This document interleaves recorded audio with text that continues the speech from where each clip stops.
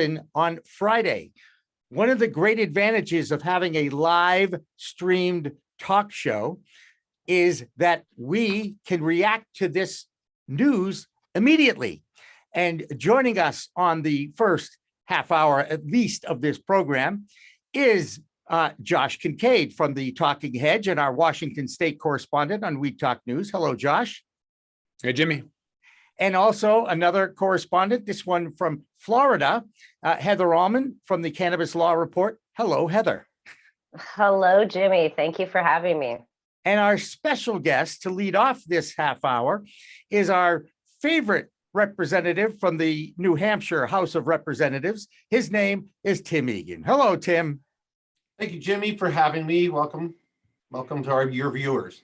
All right. So why don't we just do this first before we start asking Tim about what's going on in New Hampshire, because, all of a sudden everything breaks on a Friday afternoon. And I guess that's one of the reasons why I thought having a live show at 4:00 would have been a good idea. And, I was tallying up.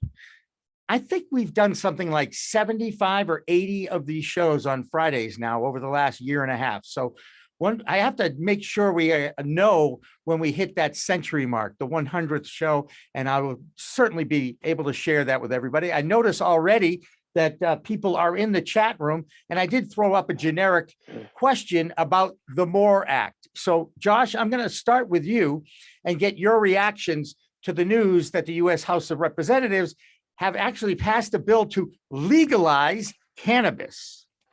Yes, for a second time in history. So good news. They debated it for an hour. So there was some stuff to be said, but ultimately fairly partisan issue where they see the revenue behind it and want to move forward. I did find it kind of interesting that they threw out some roadblocks, being inflation as a reason why maybe they don't want to deal with this now and there's other things to deal with, but I haven't heard of anything for them on a way to actually combat inflation successfully. But looks like there's some opportunities, but also some challenges. I'm looking at if they deschedule to a 2, that's not a good thing. So looking at all of these options and what it really means, there's a lot of noise, a lot of excitement, but Schedule 2, not great. 8% tax, not awesome. And if they pave the way to interstate commerce without actually saying interstate commerce, trust me, coming from Washington 10 years later, it takes a long time to implement and change and do stuff. So if it's not there, we may not have interstate commerce, which could be the plot all along with multi-state operators. $250 million in New York, they're not expecting legalization anytime soon. At least at the federal level. And of course, this is a House bill. It still has to go to the Senate. Same situation in New Hampshire. But let's get Heather Allman's feedback a little bit on the MORE Act passing for the second time in the U.S. House of Representatives. Well, it's exciting news. As Josh said, we got some of the issues hashed out that I believe needed to be talked about, but I find it, we have the proponents of this, but we also are going to have that opposition in Booker and Wyden and Schumer because they're trying to push theirs. But with the MORE Act passing and going to the Senate, it's exciting news. The interstate commerce issue, yes, is an issue, but I've been speaking with a lot of people that are considering the fact that this is an unconstitutional issue or not, because I know that interstate commerce under the Business and Professional Code, especially in California, there's actually a bill that's been brought up there. So there's a lot of moving and shaking going on. So it's exciting news that it's passed the House again, but it's going to be interesting to see what develops in the Senate. Gee, that sounds familiar. Tim Egan, you're in the House at a state house, New Hampshire, and they had a marginal medical program that was going on for the last few years, I believe. But now you've taken it to the next step. First of all, congratulations on getting this through, because I know you were instrumental on the committee that helped steer this through. Thank you, Jimmy. I am the chair of the House Democratic Cannabis Caucus, but let me make the nice segue for you, like TV guys love to do, which is the one disappointment in the MORE Act is that one of my congressmen, not my congressman, but one of our congressmen, we only have two, Annie Custer and Chris Pappas. Chris Pappas voted no. And it surprises me because in the last UNH poll, Democrats are 79% in favor of legalized cannabis in the state of New Hampshire. So I think he's going to have some questions to be had in his next election season. I think that's a little bit of the purple state that New Hampshire is.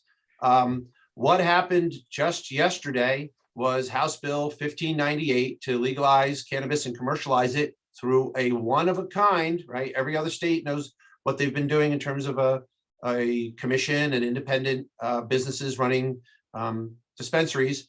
New Hampshire is going to go with a state-run model similar to Nova Scotia, where our New Hampshire Liquor Commission will have in the bill unlimited licenses. So there'll be a massive amount of product grown, and then the state will run dispensaries to sell product. That passed 169 and one. I want to make sure I get it right.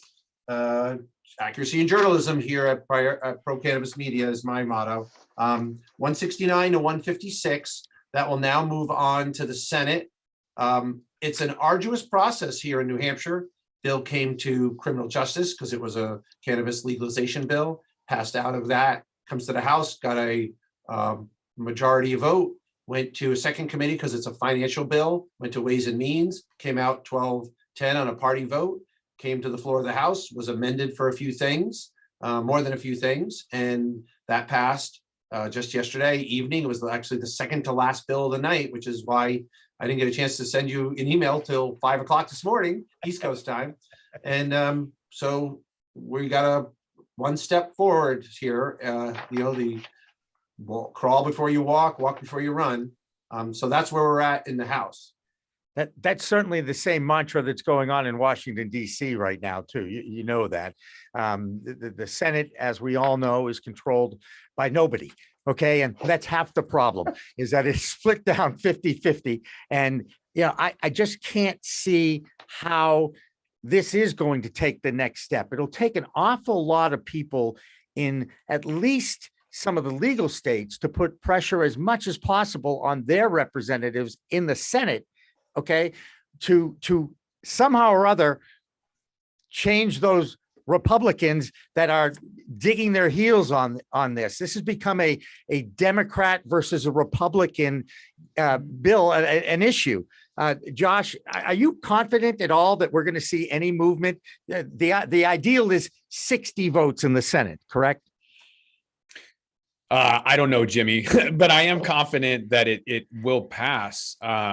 In fact, after November, I think the Senate and the House are probably going to flip Republican. We'll probably have one of the lamest lame duck sessions in history, but that also is an opportunity. So we could focus on some revenue generation, access for all, and kind of push that narrative where two-prong approach, right? The access for all for people, and that's from the top up or from the bottom up. From the top down, you're looking at the removal of 280E, which is more exciting to me and a lot of folks than banking, because banking is already kind of out there and available for many. With the 280E removal, those margins automatically go way up, and people can then, or companies can then bring that price down, and then everyone's happy. Once that normalization happens, pricing coming down, more affordability, especially during inflation right now, hopefully all of those things can kind of normalize and pave for a way to have some kind of normal system in place. Yeah. We'll see. A normal system out of DC would be a good thing. A novel approach indeed. A novel approach. Yes. Heather, your react. Do you think it will move forward in the Senate?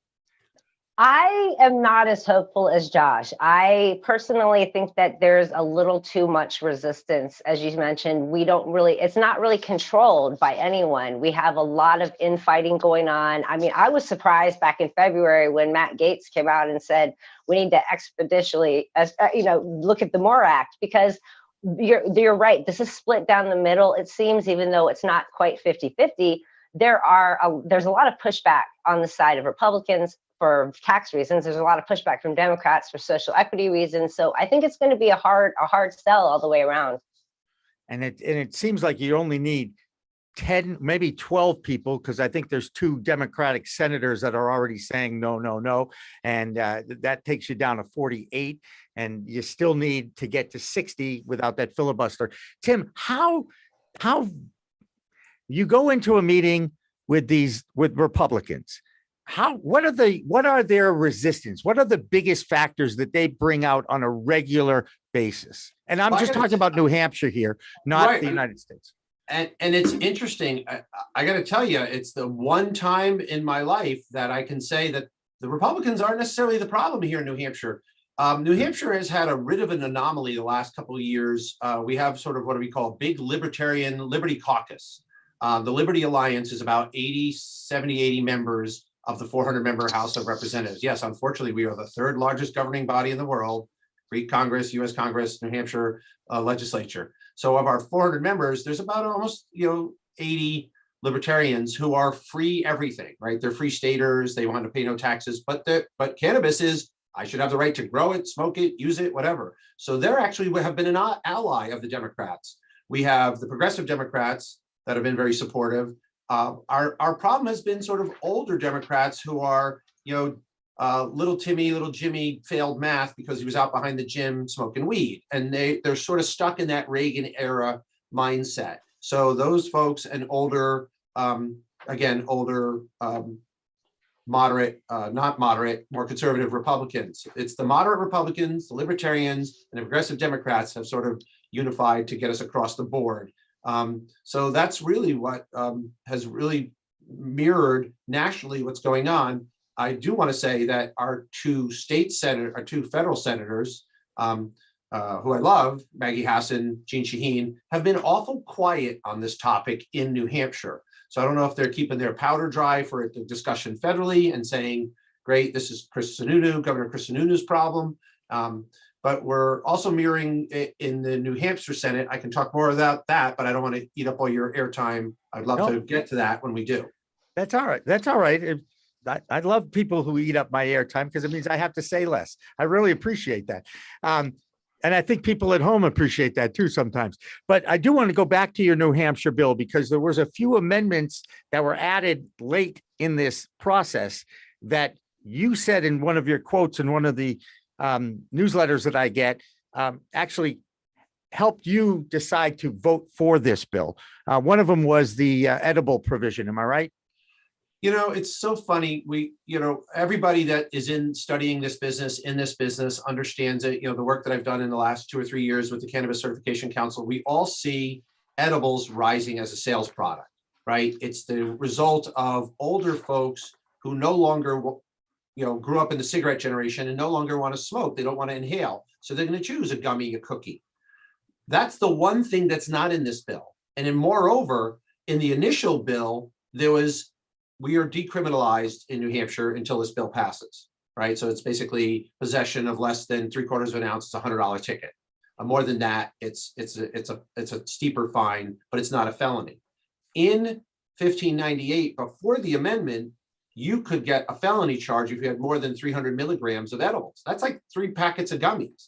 So, a packet and a half of gummies. So, now one of the real important ones for me was, okay, I understand that I might not be able to buy it in New Hampshire yet. We got another session.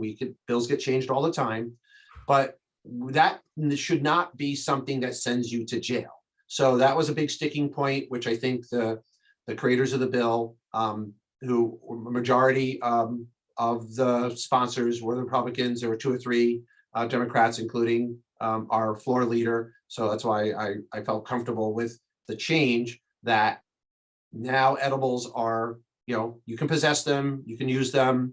There's going to be no penalty for that. And that was a big one. The other ones, which are a little more, I'll say, in the weeds, and that's your other show, good plug, show plug. Thank you, Tim. We're about the finance side. New Hampshire is a no sales tax, no income tax state. It's an interesting place to be a Democrat because we love services. We like education. We like public health care. We like, supporting the law enforcement, environment. So we're stringent with the dollars. And that was the big reason why I think Republicans were in favor of this bill.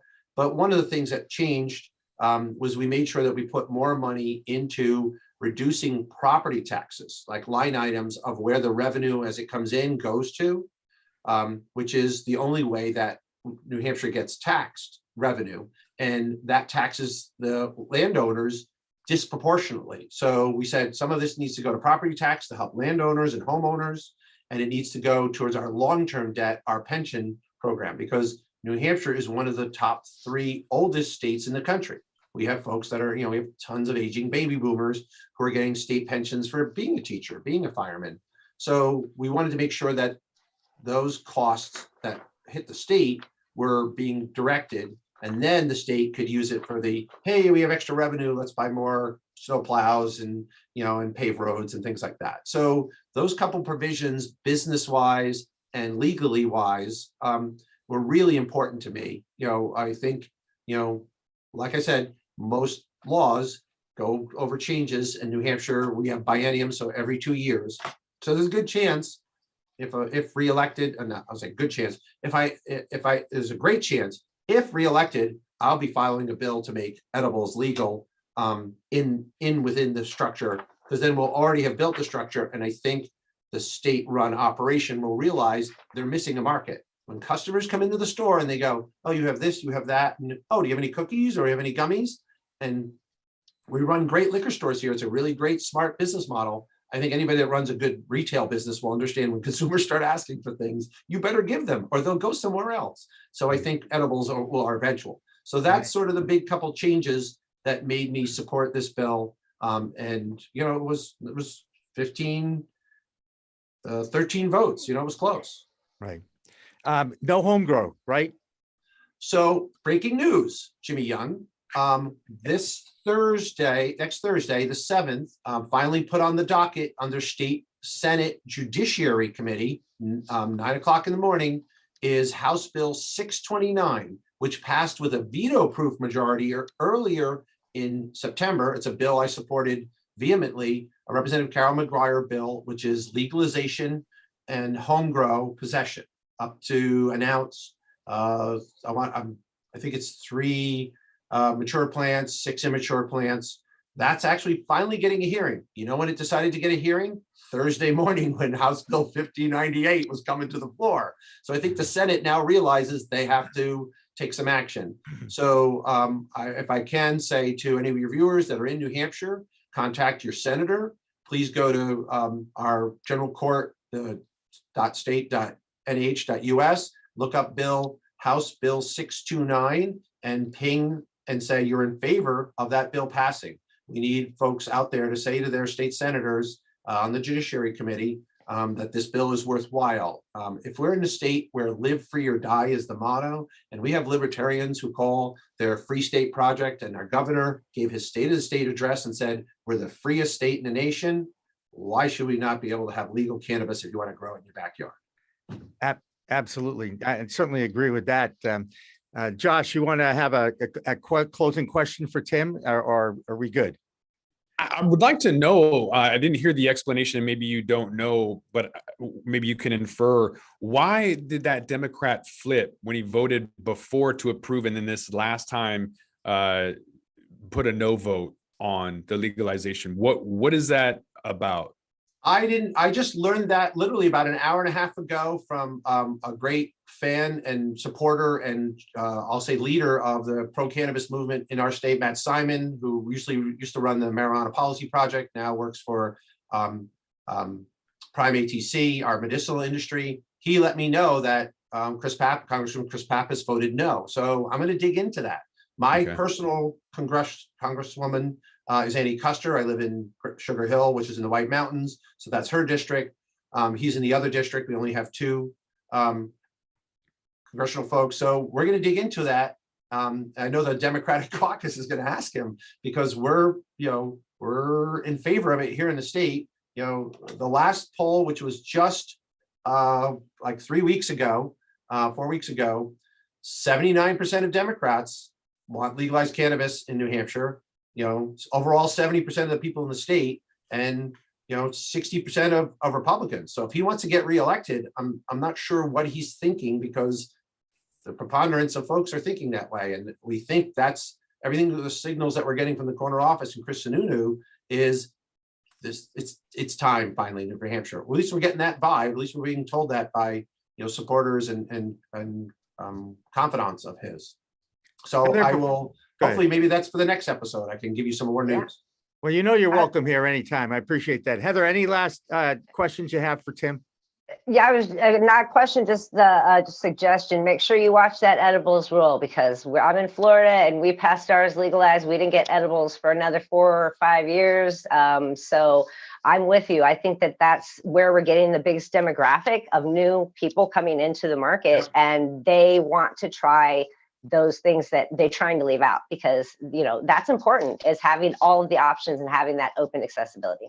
Yeah, I will definitely want to talk to you more about your strategies and communication around how you did that. I think where we're seeing the pressure in a good way is, right, Mass and Maine have been active. Canada, it's legal. Vermont coming on board in the last year, New York legalizing, Connecticut legalizing. I think there's now pressure in New England. And I think that's why you're seeing House Bill 1598 move forward. I do agree that we have to watch that, but I think the pressure of Vermont and the sort of the economic development relationship, Vermont and New Hampshire are next to each other, but they don't think north and south. They more think east and west. And a lot of people in the North Country, Grafton and Cost County, where I live, go do their business, or go into Maine and into Vermont, into St. Johnsbury, into Lyndonville, into Hardwick, into Burlington. So if it's easy for them to cross the border and buy edibles, the state's going to wake up right away and go, oh my gosh, we missed the window. We better hurry and get it through. So can I ask you a follow-up question about that? Because if you have border state FOMO and people are crossing over and buying it, but then the state doesn't get that revenue, what is your opinion on how many states will have to have that approval from regulation into actual legalization? How many states need to approve in order to have full federal legalization? I don't know. That's a tough question. Right. What do we have? We're at 18, 17 states. 33 plus medical. Yeah, 36, I think, medical, and 19 adult 19. use. 19 adult use. It's going to be, I think it's going to be more than half the nation is going to have to be there. We're going to have to get another 5, 6 states. Right. That's what we need. That's what we need. But right now, we need to take a break. We want to thank Tim Egan, representative from New Hampshire, who joins us on a regular basis. Always a pleasure, Tim. And I look forward to talking with you again, sir. Can I make one last comment, Jimmy? Okay. Oh, okay. You said you wanted to fill air. Yes. I was named to be the chair of the House Democratic Cannabis Caucus by our minority leader, Rennie Cushing. He passed away about 3 weeks ago. He's been an ardent supporter of pro-cannabis. I think there was a sentiment in the House of Democrats to support this bill, while a tough state-run bill that the governor is leading, will benefit from, because the state will do well financially. But I think everybody had him in the side of them going, this is what Rennie would want us to do. And I want to pay homage to him. But I want to make people know that, at the end of the day, we're elected officials who work for the people. And when I look at the numbers, and 80% of the people in my state say I want legal adult use cannabis, I have to vote for it. And I have to tell my Democratic friends and Republican friends and independent friends and libertarian friends, this is what your people want. This is what your job is. Let's do it. So I appreciate you letting me say that. I appreciate chatting with Josh and Heather and you today. Always a pleasure, Tim Egan. We are going to take a break, our regular 4:20 break with Shanty, who, by the way, as you know, Tim, is a New Hampshire guy and actually played this version of Shanty at the public radio station in New Hampshire. So we're having kind of a Granite State love fest today. Is that all right? Yeah, live free or die, baby. We're going to take a break. We'll be back with more. Don't go away.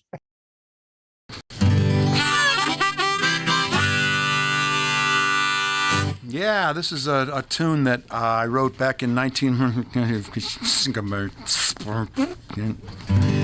I've forgotten.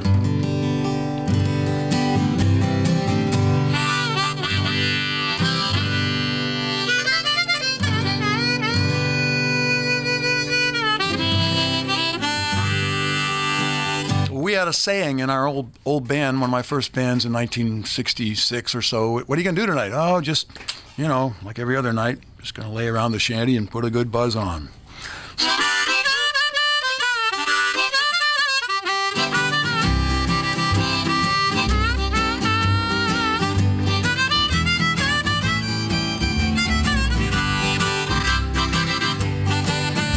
Gonna sit down in the kitchen, fix me something good to eat. Make my head a little high, make the whole day complete. Gonna lay around the shanty, oh mama, and put a good buzz on. Pass it to me, baby, pass it to me slow. We'll take time out to smile a little before you let her go. We're gonna lay around the shanty, oh mama, and put a good buzz on.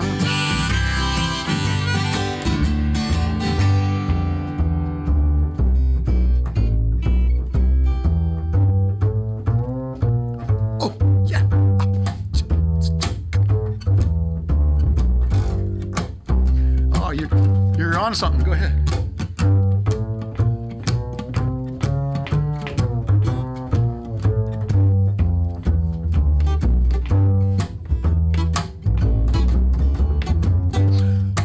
Rick Brodsky, everybody.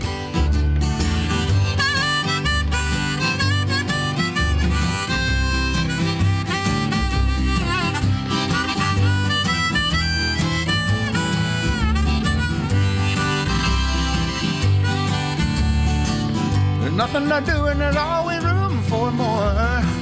Fill it, light it, shut up and close that door, baby. We're gonna lay around the shanty, mama, and put a good buzz on. Take it, okay.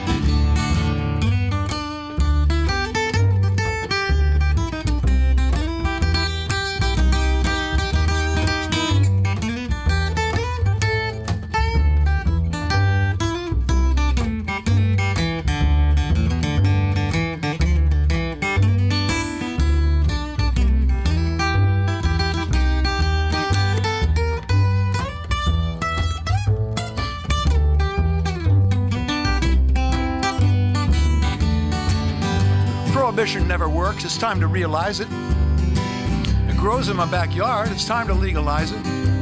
We're gonna lay around the shanty, mama, and put a good buzz on.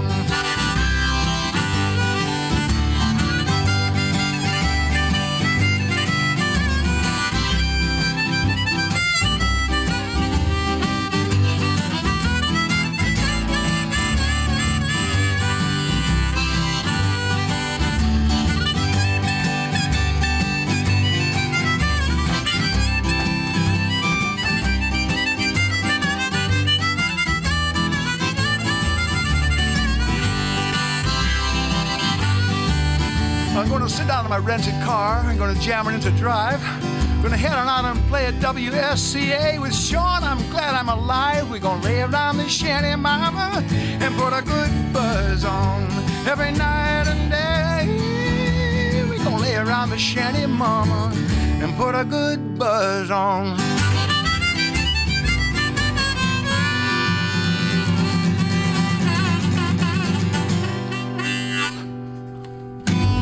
Nice. It's Friday.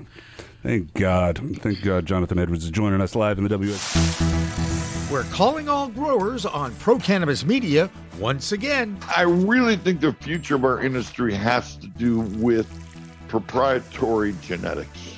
Jim Belushi is back on his farm in Oregon, and the calendar turns to April, bringing showers and another Calling All Growers with Liz Grow.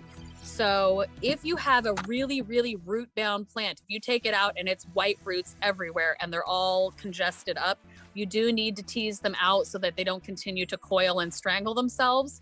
Cannabis farmer from Humboldt County, Wendy Kornberg, is back publishing another skunk magazine. So this time, Liz welcomes Ed Rosenthal, an accomplished author, speaker, and legendary grower. It all begins on Wednesday, April 13th at 8 p.m.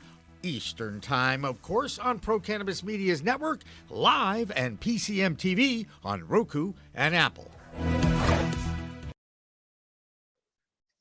Welcome back to the Friday afternoon edition of Green Rush Live. I have no idea why I said Friday. It's the only day that we do Green Rush Live. I'm Jimmy Young from Pro Cannabis Media, founder here. We're joined this week by Josh Kincaid and Heather Allman, who are two correspondents for We Talk News. And a reminder that We Talk News will live stream at the conclusion of Green Rush Live. So stay tuned, and then stay tuned for a little bonus feature, an in-depth look at the Florida cannabis space with Heather Allman. Heather, thank you so much for doing that. Oh, no problem. It was my pleasure. I think Florida just gets overlooked because, sometimes we're not recreational yet. So, but it's a big state. That's right. Anyway, and we've had we've heard of the Jersey boys, but these are the Jersey women. I'm not going to call them girls. Okay, Jersey women. We have both of them in our little Zoom room today. One is Jill Goldsberry. She is a publicist, Golden Media Relations in the Jersey City area, right, Jill? Right? Right. Yes. Yep. Okay. And the legendary and an old friend, Tara Misu from Blazin Bakery is with us as well from New Jersey. Tara, great to see you. Thank you, Jimmy. I've missed you. It's great to be here again. That's nice. And it's good to be missed. So I'm going to ask Tara, I'm going to cut right to you because we haven't talked in a while. And New Jersey has moved forward in this process of licensing and the controversies over licensing and the social equity. What's your impressions of how adult use is rolling out in New Jersey? Well, I won't compare it to being tortured, but there have been some challenges. I am very excited that we are making progress. We're stalled for a really long time. And probably since last I talked to you, we've had 2 rounds of applications submitted. December 15th, we had our cultivation, manufacturing, and our labs, and that's both for large and micro applicants. And then just on March 15th, we had dispensaries. So we have had every license type now had a chance to submit. And we've already received approvals on that first December round for the conditional ones who now get to go to the next phase where they have to submit a site plan and municipal approval to get fully licensed. So aside from being a lot of hard work and a lot of challenges and everyone going crazy, it's actually all coming to fruition. So, and just remember this cliche in the cannabis space, it really is hurry up and wait. Yeah, it just is hurry up and wait. The industry, it'll never happen fast enough for the industry. Jill, what are your impressions from the outside looking in and publicizing some of the stuff that's going on in New Jersey about how the rollout has gone? Well, Jimmy, I think that it's moving, like you said, it is moving too slow for the industry, but in the PR world, it is actually, I'd say that they're a little ahead of it because they've been on the CBD kick for a while, so they're ready. PR right. Industry, media is ready to start talking more about this.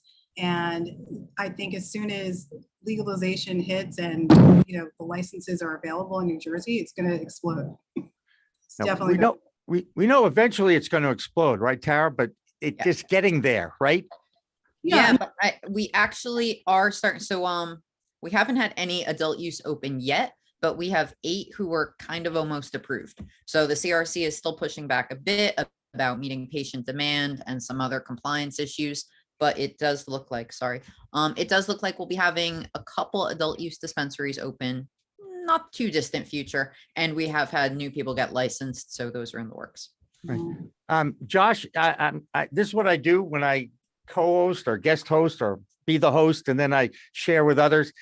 Sometimes I just call on you. I feel like the teacher and ask if you'd like to ask a few questions for Jill and Tara because they are tuned into the New Jersey scene.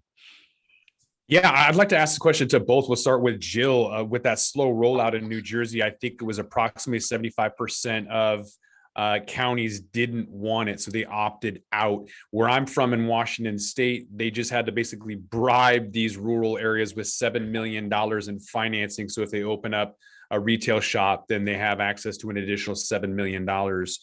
Are you seeing any more of these counties that initially opted out changing their mind and their perception changing, whether it was CBD as the gateway for change or otherwise? Jill, are you kind of starting to see that crack? I wouldn't say that I'm seeing there's a change so much, but that's something I really am not too familiar with. But I think that there's going to be a rollout, and I think that once the rollout does hit, I think that more counties are going to jump on it because they can see the benefits of it financially for each county. So, oh, can I jump in, because this is my biggest nerve in the industry right now that you are striking, and so it's not counties, it's towns. We have 565 of them. Out of them, we had bipartisan support. This ballot passed with 69%. And of those 565 towns, 3 didn't vote for it. One of them, it was a tie, and the other 2 had about 11 voters. So that's how clear the demand was, town to town, that people wanted this. So then you get to the maybe not in my backyard, whatever. But no, that's it's just not true. So now what we're seeing, aside from, like you said, 75% of towns opting out, and the biggest place this is the problem is with the micro license, because in that you have to open up in the town you live in or a bordering town. What happens if you border 2 towns and they all opt out? You're completely stuck. Well, you get a burner apartment or you use your cousin's address. So that's creating all these issues.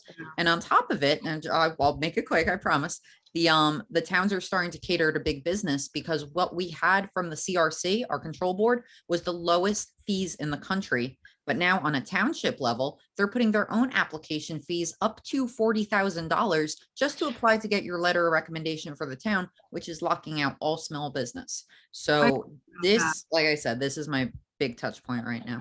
I heard about that. I personally know 2 people that have applied for licenses and they're waiting, and that $40,000 fee came up in the conversation. So yeah, it's not every town. There's just a couple who are, quite frankly, just taking advantage as a money grab, and it's problematic. So I want to go back to Heather here for a second and throw this topic out. MSOs, multi-state operators, in a new industry. I really do believe that these giant companies are necessary to kind of launch the industry, but they are also targets for the little guy. And Tara just mentioned, that the pricing of these applications alone kind of gets rid of all those small businesses. Tell us a little bit about the dominance of some of the MSOs in Florida, and has that been good or bad for Florida? Well, it's a tricky question. I think it's been good for Florida in the sense that we have 700,000 patients. We would not be able to service this market if it weren't for those MSOs in the space.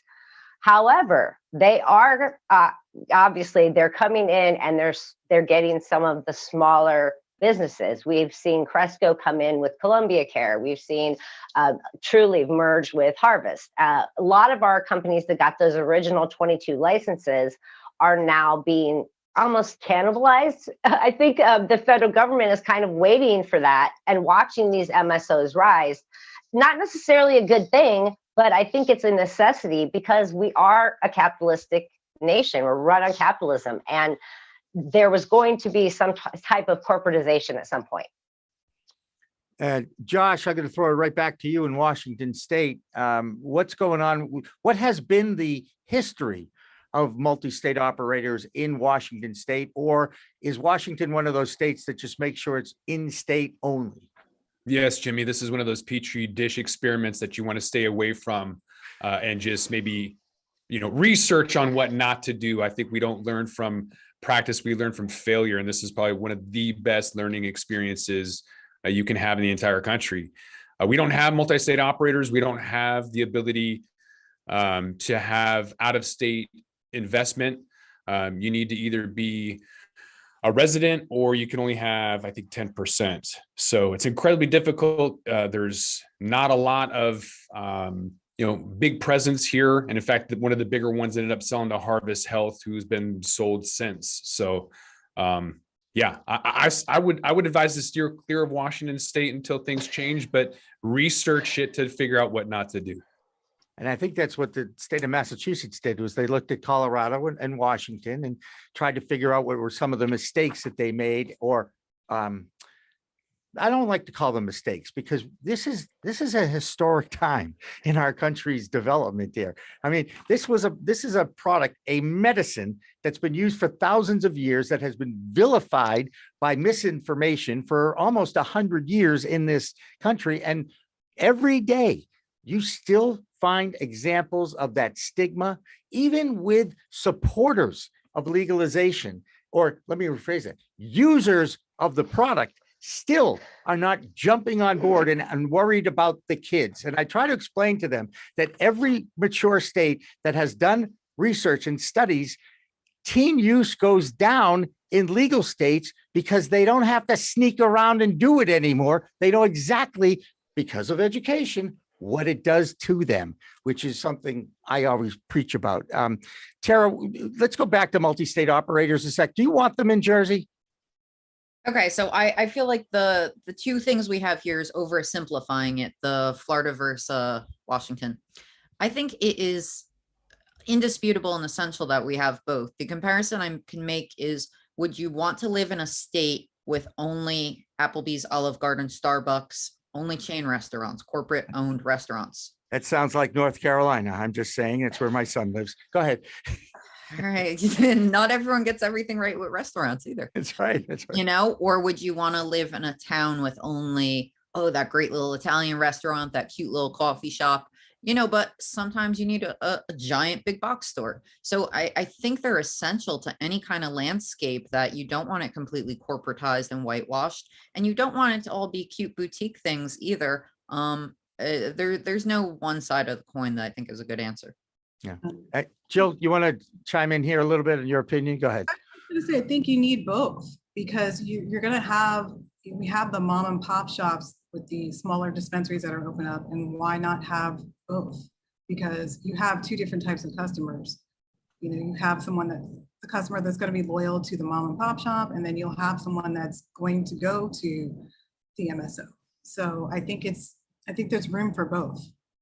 Yeah. We don't have that opportunity, Jimmy, because MSOs aren't allowed in theory, because you can't have a vertically integrated opportunity. A lot of those MSOs want seed to sale. They're not just looking, you know, the MedMins, maybe they're not going into the grows necessarily, but a lot of them want full advantage in order to have that price control and the quality control and everything that goes along with it. So Washington State doesn't allow that because we aren't vertically integrated. But what I'd like to maybe ask Jill about is a window into the soul of the community, because as some of these MSOs down in Vegas are opening up adjacent hospitality, you know, cafes or lounges, and there's going to be a hospitality bill, I think, in New Jersey, and a lot of that is going to be tied to social equity. Is that going to be the gateway for social equity applicants? Is through the cannabis cafe or marijuana lounge or the hospitality bills that are coming through? I would hope so. I'd like to think that would be some sort of avenue, because there are equity programs that are available, but you know, that's something we'll have to remain to see. No one can get the social equity question right. Okay. It's nearly impossible to start a new business and get everybody from the social equity community, those who've been most harmed by the war on drugs, and give them an opportunity. But it's so expensive, it's cost prohibitive a lot of ways. Tara, what's been your experience in Jersey? And I also want to ask about that social club, because I can't wait for cannabis social clubs. I'll be perfectly honest with you. Go ahead. So I'm going to look up if there's any new legislation, because I admit I've been kind of absorbed in application land. But I could tell you what we have on the books, which is we have consumption lounges, and a consumption lounge has to be attached to a dispensary. So you can't apply for a lounge by itself. So right there, it costs a lot to have a dispensary, of course. Now, within these consumption lounges, we talk about towns opting out. On my last count, we only had 9 who opted into lounges. A couple of the big cities, which is cool, but then, you know, just some small towns who saw the extra revenue possibilities.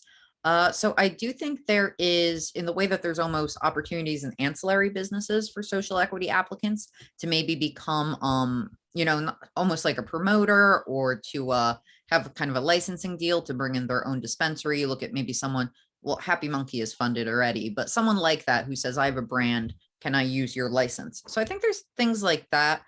General social equity, they're scrambling to really try to make it work. A lot of these things were not thought through, and now we're trying to make them up as they go. It's tricky. I know they're trying, and they're constantly trying to improve upon it, but there's still a long road ahead. Is this what it's going to take, though, to get that stigma that Jimmy was mentioning, or that stereotype, in order to move beyond that? Jill, or do you think that this, because I said that it's the window or the soul into the community. As soon as people see the cafes and lounges, a lot of that negativity and nefarious activity will just melt away, and they'll be like, oh, they're just consuming cannabis, no big deal. What is your perception or opinion about the impact that these lounges or cafes could have? I think that a lounge or a cafe, when you think about that in terms of what it is and where it's come from, of course, it leaves the user to feel very comfortable with that type of space. So you're going to feel comfortable with a coffee lounge type space as opposed to just a dispensary. And I think there's a program now called the CREAM Act in New Jersey that is available for people, for minorities who have had records, and helps with expungement. So I think that hopefully that will be a vehicle for people to be able to, to be able to even do, get a license and open up a cafe or something like that. But I think that it would be a very good thing to be able to have in that space in different communities, because that is something that people gravitate towards everywhere. People are always going to coffee shops. Why not go to a cannabis coffee shop? I'm sorry, Jill, I thought you were done. But I'll just very quickly, the one thing of how far away we are from that, though, within Crema, is you're not allowed water yet.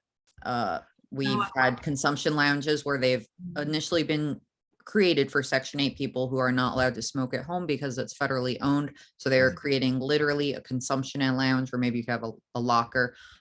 People have thought, way before alcohol, with maybe corking fees or even coffee, people thought maybe I could do a little yoga or something, but you're not allowed to have a bottle of water. So Jersey, yay. It is. And that $40,000 cost you're talking about, that some of these 565 municipalities that are adding things on, the ones that opt in, I mean, that's prohibitive in and of itself. It's frustrating. Like I said, we're getting better every day, though.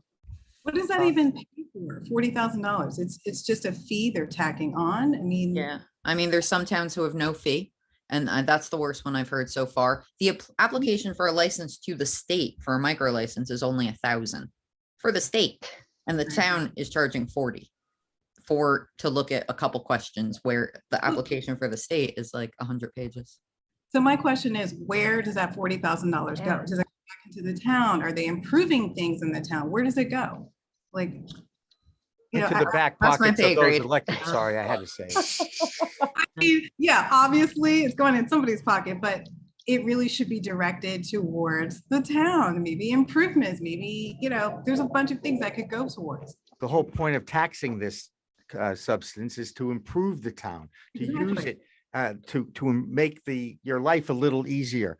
I think it'll be interesting when they do finally introduce social clubs. It's a very pungent odor. Okay. I mean, I think everyone can agree that when you walk around a corner of something and you get a whiff, it's cannabis, right? You can't say the same thing about alcohol, but you can about coffee. We all like the smell of coffee, right?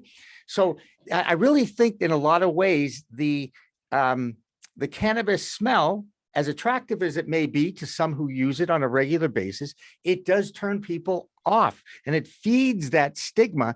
Oh, that stuff stinks. That's out there, right? Yet cigars are like this popular thing that you'll see in Florida on the golf course, and it's somebody's walking around and there's no issue at all about the funk that a cigar has. But Heather, do you find that the conservative nature of Florida is going to hold back cannabis cafes in the future, or are they going to just steamroll that and take the revenue?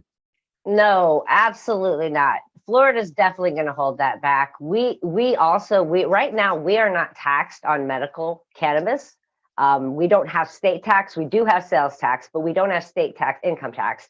They are not taxing on medical right now, but I feel like there's a lot of hesitancy when it comes to consumption lounges, because as we know, our governor DeSantis is, it's a putrid smell. Let's not get started on that. But the point is, it is very, very indicative of, is that the way that we want to go with this program? Is like excluding people solely based on the fact that somebody doesn't like the smell. Because I agree with you, Josh. I mean, we've got cigars, we've got all kinds of things that we can smell. We can smell bread baking. It might be good to some people, but to others, it's not. So I think Florida is going to be a long road when it comes to consumption lounges. We have to make it look or seem as sophisticated. A sophisticated gravity bong is the same as like a glass of wine or cigar. Right. Why not? Right.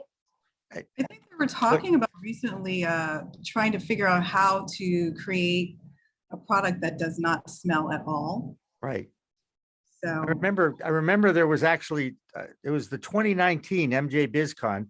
My video director will remember it because he did the interview of smellless cannabis, odor-free cannabis. And I like the smell, but that's only because I'm a user. I have a medical card. I like the smell. But, you know, I will say cigars, as much as I have enjoyed one or two on the golf course, I don't like them in my house. You know what I'm saying? Or next door. But I'm sorry. Go ahead. No, go ahead. Tell me. I didn't know about scent-free cannabis. This is the first time I'm hearing it, so that's super exciting to me. But the first thing that hit me is, well, terpenes are what give cannabis its scent, and terpenes are also present in wine. So then my thought went to usefulness, which I think if you took the scent away from wine, that would be so detrimental. That's part of what makes it beautiful is, you know, the palate and the nose and all that. But it would be great for alcoholics because you wouldn't smell wine on you. So I see that as maybe its use in weed is for being sneaky. Discretionary. Yes, Discretionary. absolutely. Discreet, yes. But when I'm in the dispensary or the pot shop, I hear a lot of people, they don't know what they want to buy. And they're talking about diesel. So they want something that smells like diesel or whatever. I like citrus, you know, and back to the Tara, the terpenes, that's the effects that you're getting, you know, where the percentage is how fast it's going to get you there. I want to know what effect I'm going to get. I don't want some flavorless, scentless piece of hay or whatever, you know, I want something that's going to smell and taste delicious. And even artificial terpenes versus naturally derived, you know, that's its own thing. Yeah. Slow your roll there. Josh, I'm not going to pick on you, but I am going to use what you said for this next discussion point. Okay. And it does have to do with media perception of the industry. When you go by a liquor store, do you refer to it as a booze shop? Ever? never. No, never. So like the owners of some medical dispensaries that I know, okay, take offense to that term pot shop. Weed shop? What's your, Tara, I'm going to go to you first because I know you have an opinion about this. Oh yeah, I gave it to some author who used that in his book like 100 times, as well as many other derogatory terms. And I think language is so important. You know, in Jersey for a long time, I would never call it recreational because that has its own connotation. I would say adult use because it's something adults can use responsibly. And when I taught my cannabis course too, I said, if you're going to a job innovation, it's not weed, it's not pot, it's not day. Like you're creating professionalism, and that helps the industry. So yes, Josh, don't use pot shop. So Josh, are you okay with that? Yeah, no, I get it. I like the hashtag pot shop. I use that. I also use adult use, but I call it a liquor shop. That's what it is. It's a liquor shop here. That's because we in Washington, it was regulated by the state for a long time, not like a grocery store in California. You go in and you get everything else. Right. So it was very isolated, just like here, it's very isolated. So I use it as a term of endearment, pot shop, whereas rec shop, you know, I'm with Tara, where there's medical purposes first and foremost, or at least for me, for a lot of people. So yeah, I mean, we'll just keep the debate going. I agree. And again, this is the evolution of this historic moment that we're in, because, and Tara's right, words do hurt, especially those in the industry. And, you know, a dear friend was taken aback when he saw this on local network television, that they were referring to dispensaries as pot shops. And he goes, they don't call them booze shops. Why should they call them pot shops? It certainly made sense to me. I got to ask Heather, what's your reaction about that term? I don't like it either. I'm big on semantics. I think that Tara's exactly right. The way we talk about cannabis is very important moving forward, because we need to establish professionalism.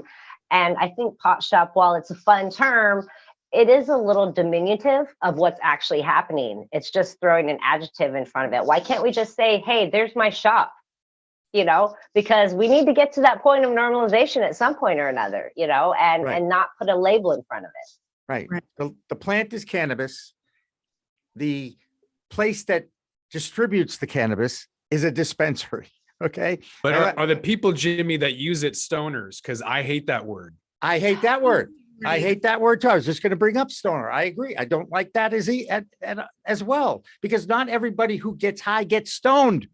There's a difference. But stoner has a negative connotation to lazy, unmotivated, stupid, all of those things that are just not true. That was created by this stigma. I want to get Jill. Hang on a second. Hold your thought, Jill, because you need to chime in here about the pot shop term, and then we'll go back to you, Heather. Go ahead. Personally, I have gravitated towards just calling it the cannabis shop. I don't know. It just naturally started gravitating towards that, and I'm with you on that. I don't like the word stoner. I prefer someone that maybe gets lifted or elevated. I don't think that stoner is a positive term to use. Even if it's a medical user, okay, you're using the medicine and you're learning how to use it responsibly. Now, adults can certainly have a recreational experience with it as well, but that it still has medicinal value. Heather, I think I cut you off. Go ahead. Oh no, I was going to say Tommy Chong would agree with you on that one, because he is a firm believer in that all use of cannabis is medicinal. It doesn't matter why you're using it. If it's to de-stress, if it's to be, anxiety, it doesn't matter. It is medicinal in a way. And so I like that term adult use. I don't like the term stoner. Personally, I know what being stoned is. I mean, throwing stones at someone. I've never been stoned. So I think that's, again, we have a diminutive term that we've been using to group together a whole bunch of people that do a certain action. And that's not really what's happening here. This is something that needs to be thought of more as a medicine and more as a adult use product, consumer good. It's a consumer good, and it needs to be treated as such. Right. And also the audience that you're talking to will really determine the words that you're using. I really believe that. I'd like to see people chime in on the chat room about the term pot shop, because everybody has an opinion about it, which is great, which is why we have a talk show. All right. Tara, it was great seeing you again, even in a little box. I can't wait. I am coming back down to Jersey, I think, the weekend of May 6th and 7th for the Athletes in Cannabis Conference. I haven't followed up with the guy that I met at NECAN yet, but that's kind of on the back end of my calendar brain. And I do hope to be there for that. So if I do come down there, I will certainly let you know that alert the media in New Jersey that I'll be coming down. All right. Okay, I will. Hopefully I can make that.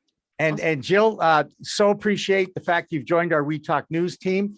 We're going to continue to enjoy your insight on this crazy business. And I'm really happy that Tara and Jill know each other, because you guys are in the same state. You're both pro cannabis. I'm sure there's a way for Jill to help Tara and for Tara to help Jill, because isn't that what this plant is about, right? Bringing people together so we can help each other, because Lord knows the human race needs a lot of help.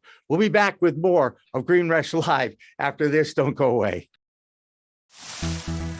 We're calling all growers on Pro Cannabis Media once again. I really think the future of our industry has to do with proprietary genetics.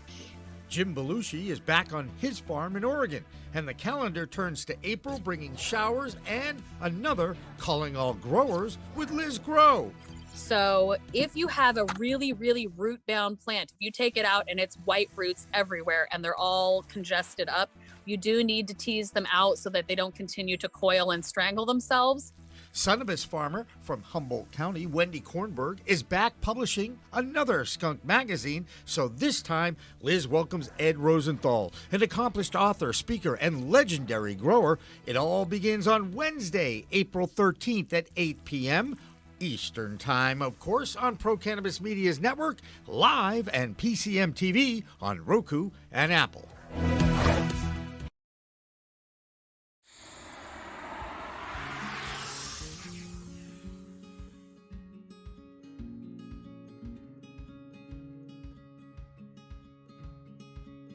You would think that it is. However, there's quite a bit of debate right now in the accounting industry when it relates to cannabis with this exact question. I'm part of a few different networking groups that are solely accountants for cannabis companies. And there's been quite a bit of back and forth in those communities and discussion regarding whether 280E, if it went away, if the administration legalized cannabis or took it off of Schedule 1, what would happen? And it could go either way right now. The debate is it could make the accountant's life much easier. That's what a lot of the inexperienced accountants are saying right now, it seems. Whereas the accountants that have been in this industry for a while and have gone through the same thing that happened with hemp a few years ago are saying that it actually will make lives more difficult, because when hemp became declassified a while back, the accounting became more complicated.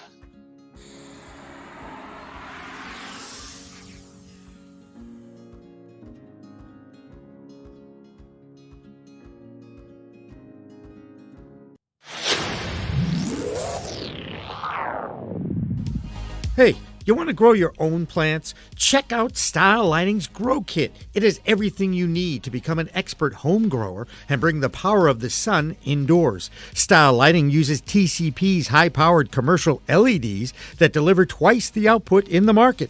The Grow Kit has a grow bag, a timer, chains to hang the light, and of course the best in the business lighting system by TCP. Check out stylelighting.shop for more information.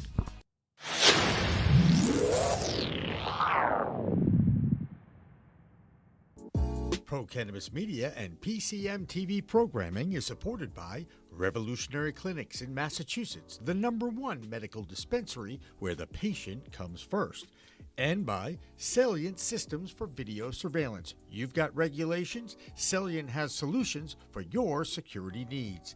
And by Accounting Buds, your #1 accounting solution for the cannabis industry. And by TCP's Style Lighting Grow Kit, all you need to grow.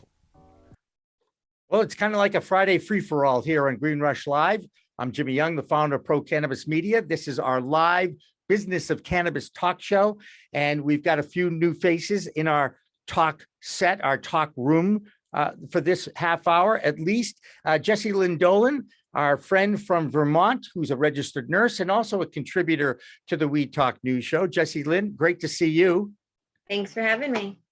And of course, the host of the American Cannabis Report, it's Christopher Smith. Christopher, good to see you. Jimmy, how are you? Good to see you.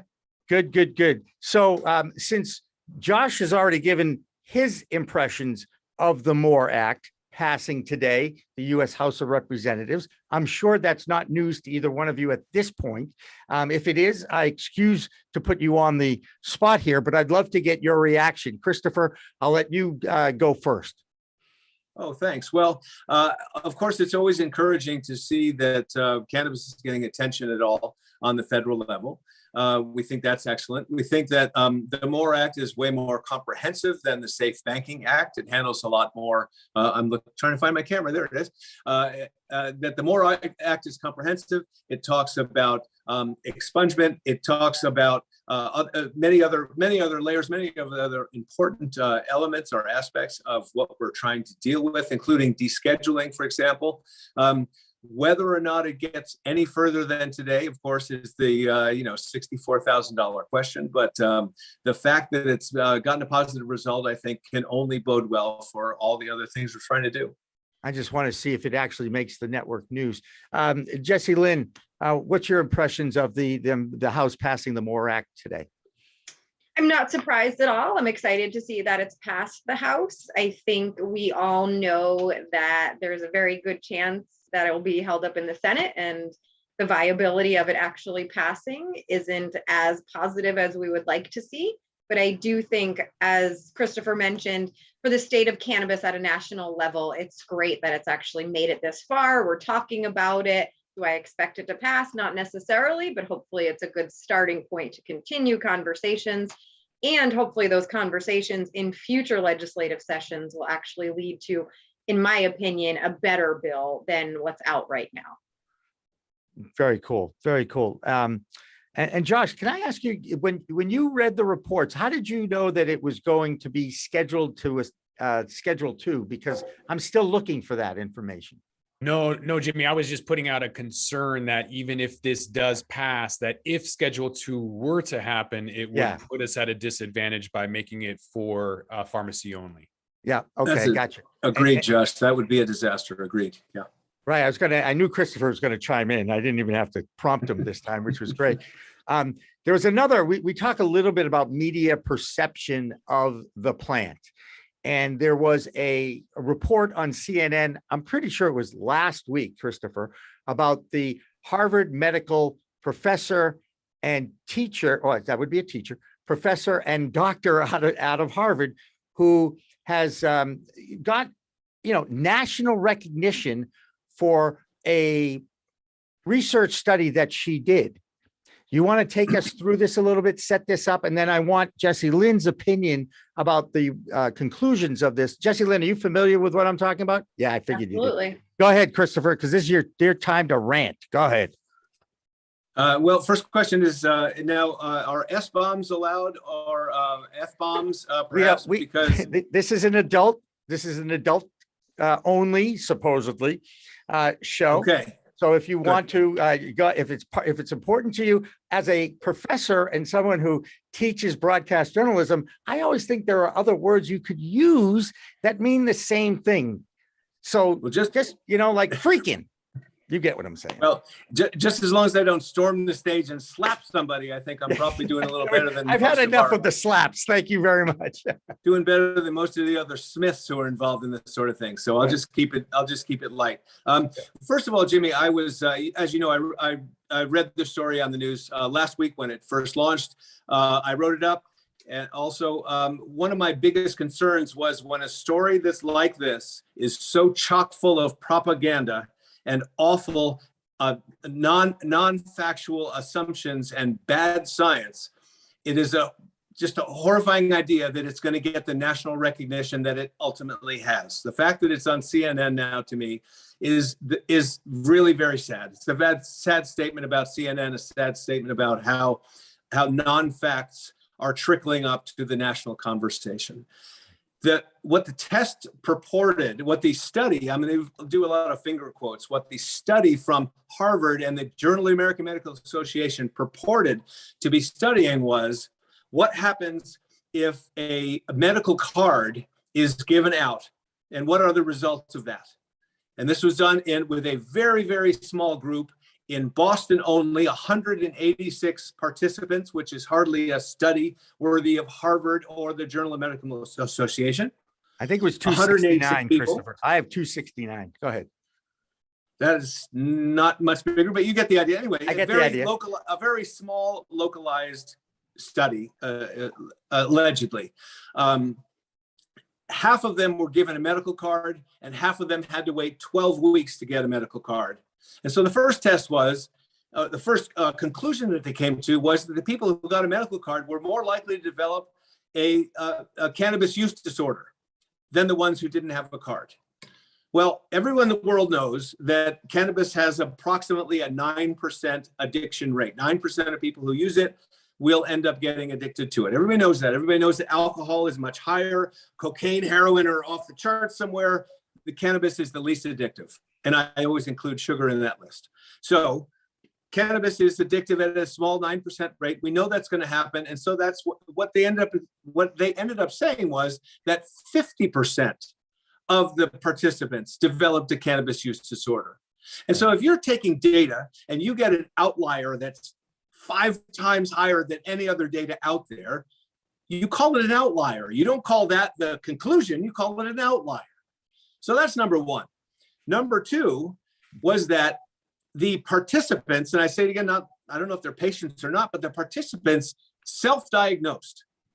So when they came in, the doctor said, "What's your problem?" And one said, "I have chronic pain, I have anxiety, I have depression." So they self-diagnosed, and the doctors who were in charge just simply wrote it down.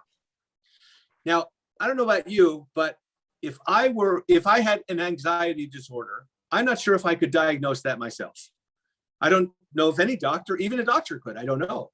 But pretty good chance that I would guess wrong, or that I would misunderstand if I have depression, if I have anxiety, if I have something else, because mental health is so nuanced. Right. So they self-diagnosed. And then after that, they were allowed to get a cannabis card and then go out and buy cannabis and buy whatever they wanted, take as much as they wanted or as little, with no control whatsoever. And then at the end of that process, the conclusion was reached that cannabis didn't work for any of these patients except for the ones with sleep. Right. So no control coming in, no control during the process, no control over the medicine or the administration of the medicine, no control whatsoever. We're just going to say, oh, this obviously didn't work. So gotcha. Good, very disappointing. Good opening salvo. I love that. We have a professional medical person in our panel today. Let's talk to Jessilyn. Tell us your impressions of this study, and then I'm going to give you my doctor, Dr. Ryan Zacklin's quote that he sent me. Go ahead. Oh, that's great. So, you know, as a research nurse, the one thing I have learned is to question our research based on who's funding the study, what the potential hypothesis that we're looking for and going for is. And when I see this study, the first thing I look at is who is the doctor. The doctor is a doctor that specializes in addiction. As we know, most of the research we have here in the US, which is anti-cannabis, is through NIDA, which again is addiction associates who are looking to prove the negative impacts of cannabis. So we're starting off from that level right off the bat. As Christopher mentioned, these weren't patients who were seeing a doctor with a treatment care plan. These were people who were thrown a medical card with no support, no education. So we know how important education is. There's also no information specifying what types of cannabis did they use. Did they use edibles? Did they use one-to-ones? Did they use high potency distillates and dabs and concentrates? So we don't have the information that we really need to have. You know, when I look at addiction and substance use altogether, I've specialized in opioid use disorder for a very long time. For someone to talk about cannabis as an addiction because they might have a little bit of craving or irritability, that is extremely different from someone with substance use disorder who actually will do physically hazardous things to ensure that they continue to take that substance, who will blow off social and professional obligations, who will have life obligations that fall off. So when we just look at the idea of addiction, we're looking at two very different areas, and we're calling addiction what is possibly maybe just a little tolerance and dependence, which is not abnormal for any therapeutic medication or prescribed pharmaceutical. So that's the first thing I saw in this study. So when I saw this study when I saw this study, I was just very discouraged, as Christopher said, that we're putting out misinformation at a large national level. Yeah. Jimmy, you know, I just came back from Israel to present and publish some research. We could not get that research published here in the United States because it's basically not anti-cannabis enough. So when we look at the idea of what is getting published here and why, we have to look at the bigger picture of the stigmatized system and broken medical facilities and programs based around cannabis that we're starting from. So in my mind, this is just another way of reiterating why we need to decriminalize, deschedule, and if not legalize, so that we can actually have real data, have research that is not specifically to demonize this plant medicine and look only at the negative impacts. So that's exactly where I come from the first.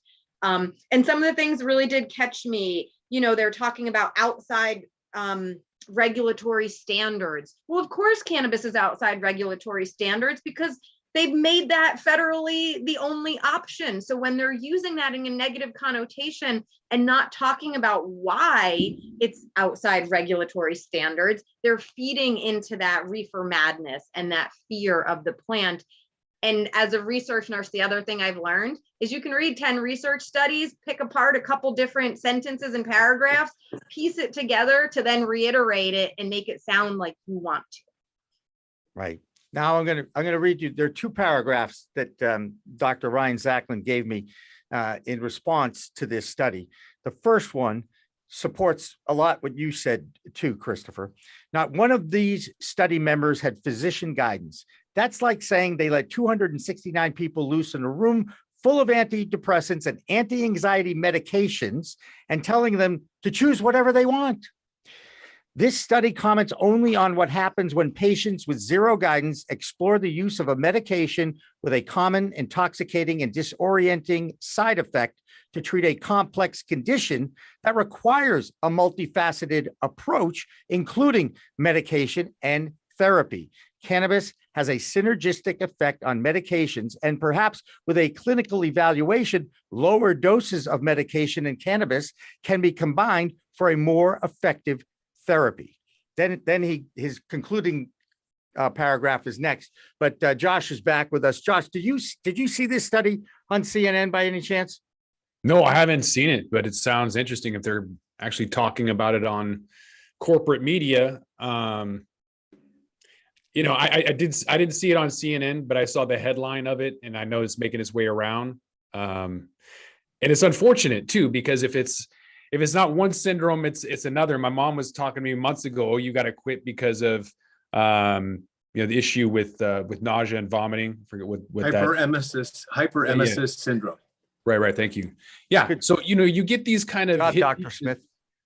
You get these hit pieces that come out every once in a while, and it kind of just takes the majority to tell everybody to settle down and get maybe a bigger data set than 280 or whatever it is. In college, there was a book, How to Lie with Statistics. It's really easy to do. It's not difficult. Right. That's what I've learned as a research nurse. Right. And who was making the diagnosis of cannabis use disorder? That's very different when it's an ER doc versus your primary care doc that knows you versus a doctor who's doing a study and is anti-cannabis. So really, we need to ask a lot of questions, and questions that we're not necessarily going to have the answer to, and the typical American does not know to question or wonder.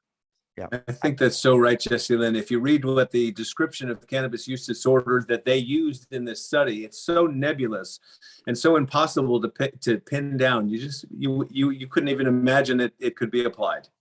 Right. But they did find positive outcomes, right? They saw a positive correlation with sleep. What we know from the mental health perspective, Jimmy, as you mentioned, it's very complex and not easy to treat. How long did they follow these patients? Because if you follow a mental health patient that their first positive effect is better sleep, give it another month or a couple more months, and that's going to also help their anxiety and depression. So we can't write it off immediately. We need to have a little more patience and support for our patients. Right.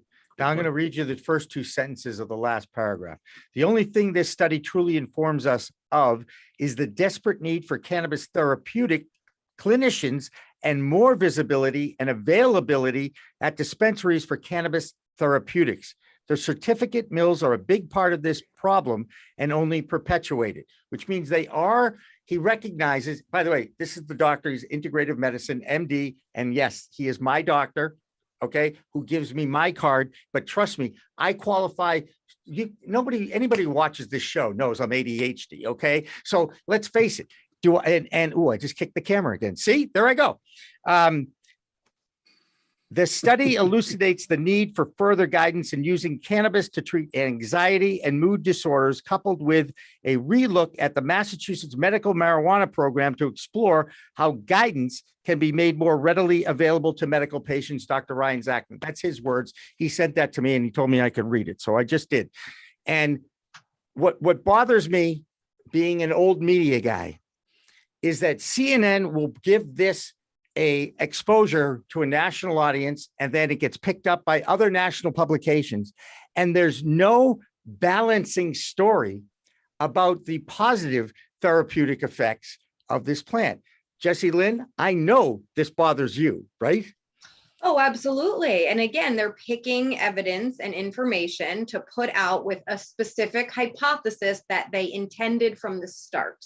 So when we don't know the initial hypothesis, we don't know which direction the study is headed. And what I've learned also as a research nurse is if your hypothesis isn't close to your outcome, then you might have funders that don't want to continue funding that research. So it really kind of can become a little vicious cycle. And we're right in the middle of that with the stigmatized plant.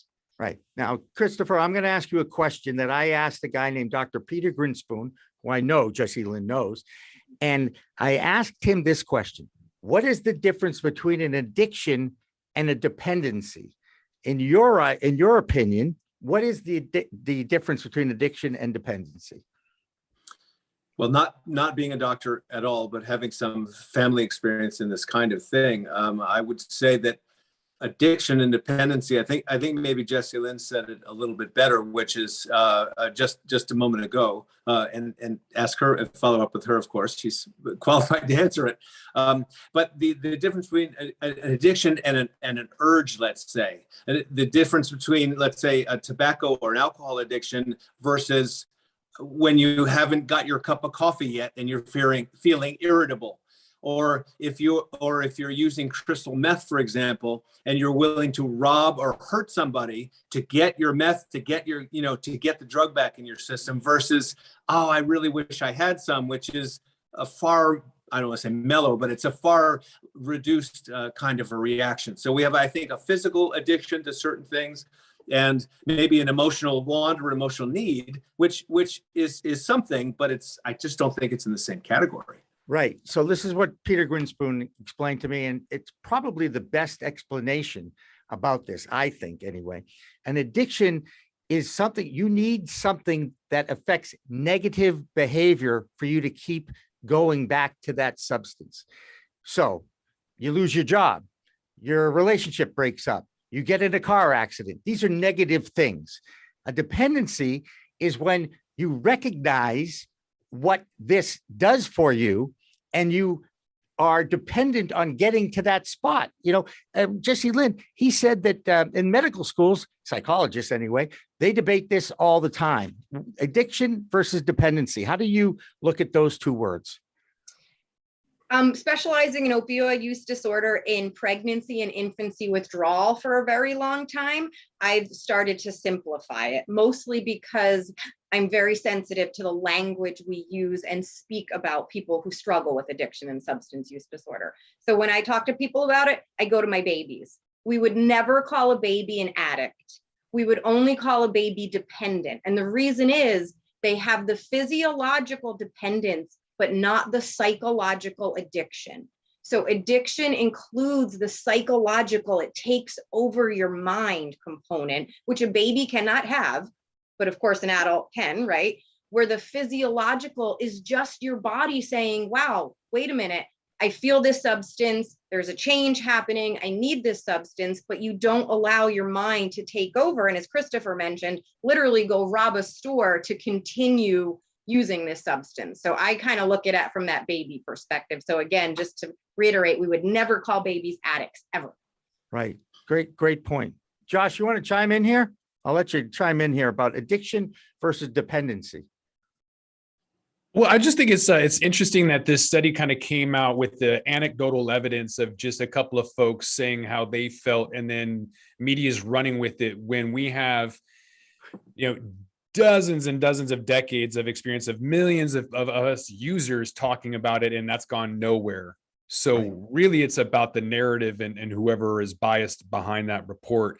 Having said that, anybody who is using Tylenol every day is going to have their own issues. I had a friend who used 12 of them a day, got multiple sclerosis and died. And I think that's, I'm no doctor, but I think that probably had something to do with it. Right. So when I stop using it and I go through, sober October, and I give myself a monthly cleanse or whatever, and my wife's like, is the month over yet? I could get a little grumpy. There could be some, issues like people don't get their coffee or whatever, and that's okay. Oh, I haven't got my coffee yet. That's why I screwed up on the email. And corporate America dismisses that all the time. It's hilarious, the hypocrisy that goes with that. When I don't have my cannabis and I'm grumpy, or my shoulder aches if I don't get CBG in my coffee in the morning, or whatever cannabinoid I'm taking for whatever ailment, if I don't take it, I'm an addict. I think our society has a lot more issues, and we're throwing stones in glass houses more than we should. Right. 100%. And again, I'm going to point my finger at the media. Balance that story with a story, cannabis saved my life, cannabis changed my life. There are thousands out there. Do your job. Find them. We know who they are. How many times, guys, in this call, have you heard someone say, cannabis has saved my life, cannabis changed my life? Jessilyn? Oh, absolutely. Every day I had someone tell me that. Just today, they texted me that. All right. Christopher? Every day.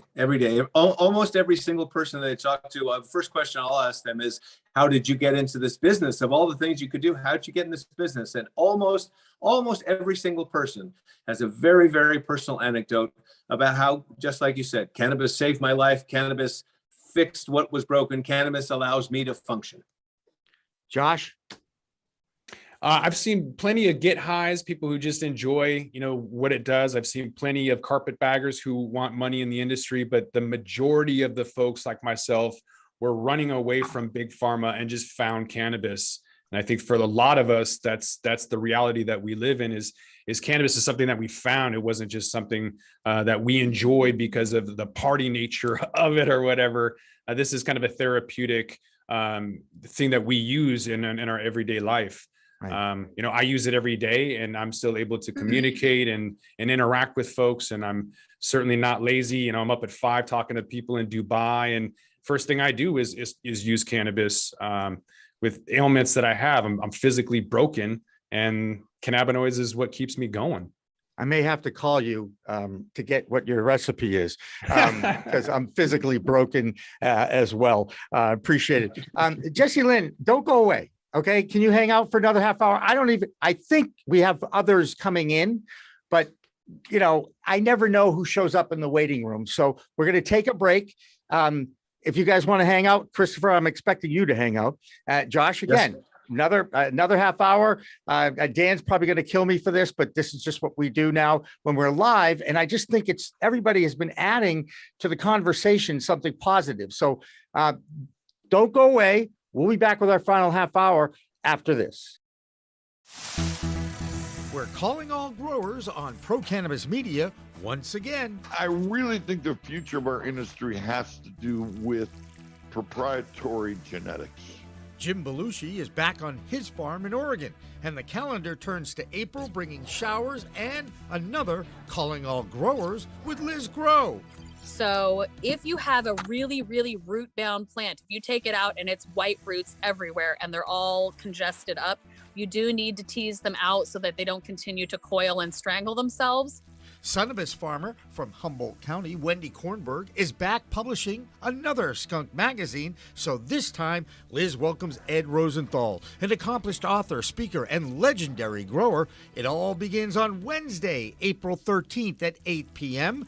Eastern Time, of course, on Pro Cannabis Media's network, live and PCM TV on Roku and Apple.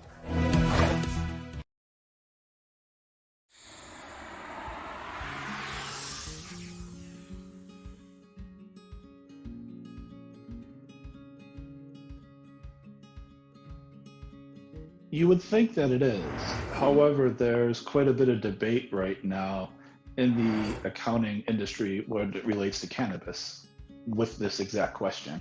I'm part of a few different networking groups that are solely accountants for cannabis companies. And there's been quite a bit of back and forth in those communities and discussion regarding whether 280E, if it went away, if the administration legalized cannabis or took it off of Schedule 1, what would happen? And it could go either way right now. The debate is it could make the accountant's life much easier. That's what a lot of the inexperienced accountants are saying right now, it seems. Whereas the accountants that have been in this industry for a while and have gone through the same thing that happened with hemp a few years ago are saying that will make lives more difficult, because when hemp became declassified a while back, the accounting became more complicated.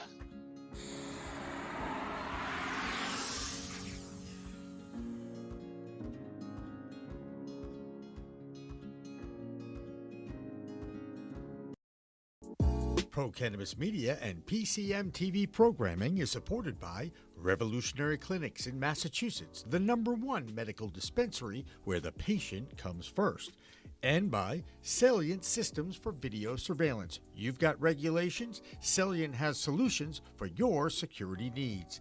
And by Accounting Buds, your #1 accounting solution for the cannabis industry. And by TCP's Style Lighting Grow Kit, all you need to grow.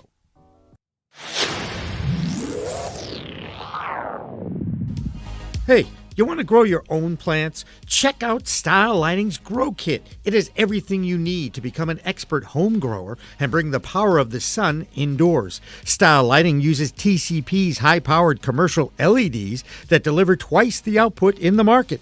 The Grow Kit has a grow bag, a timer, chains to hang the light, and of course the best in the business lighting system by TCP. Check out stylelighting.shop for more information.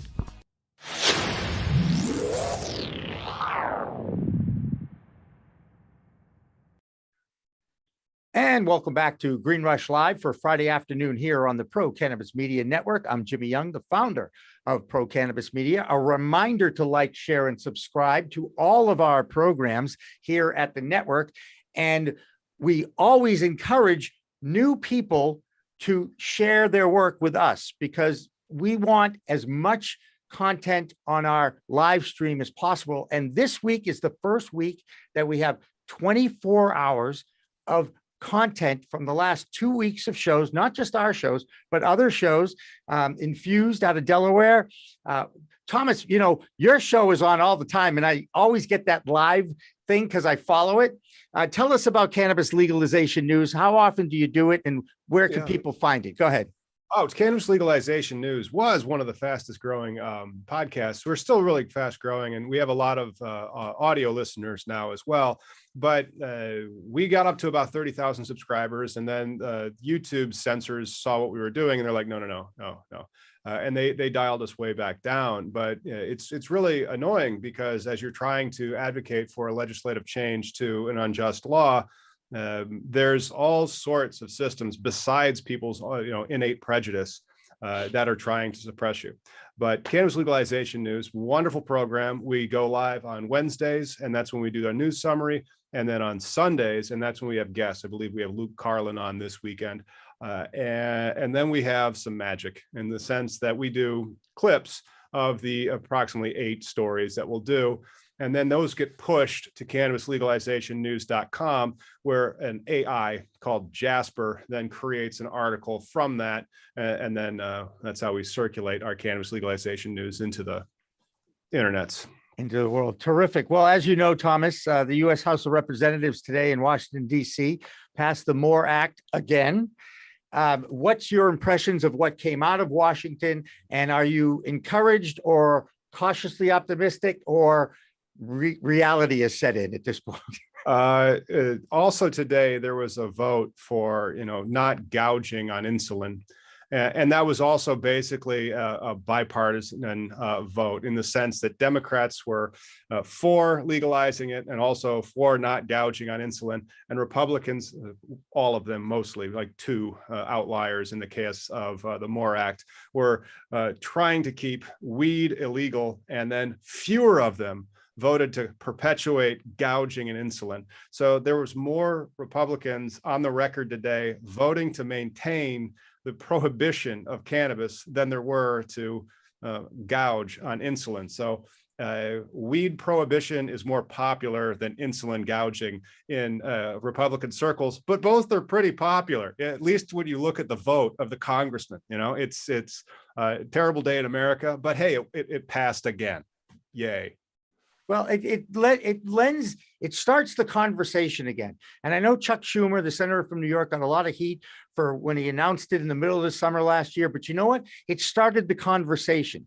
Okay, now we know the policy hasn't gone anywhere. The bill has never really made it to the Senate floor, but at least now there's momentum. We're going to find that out when we talk to some lobbyists next week.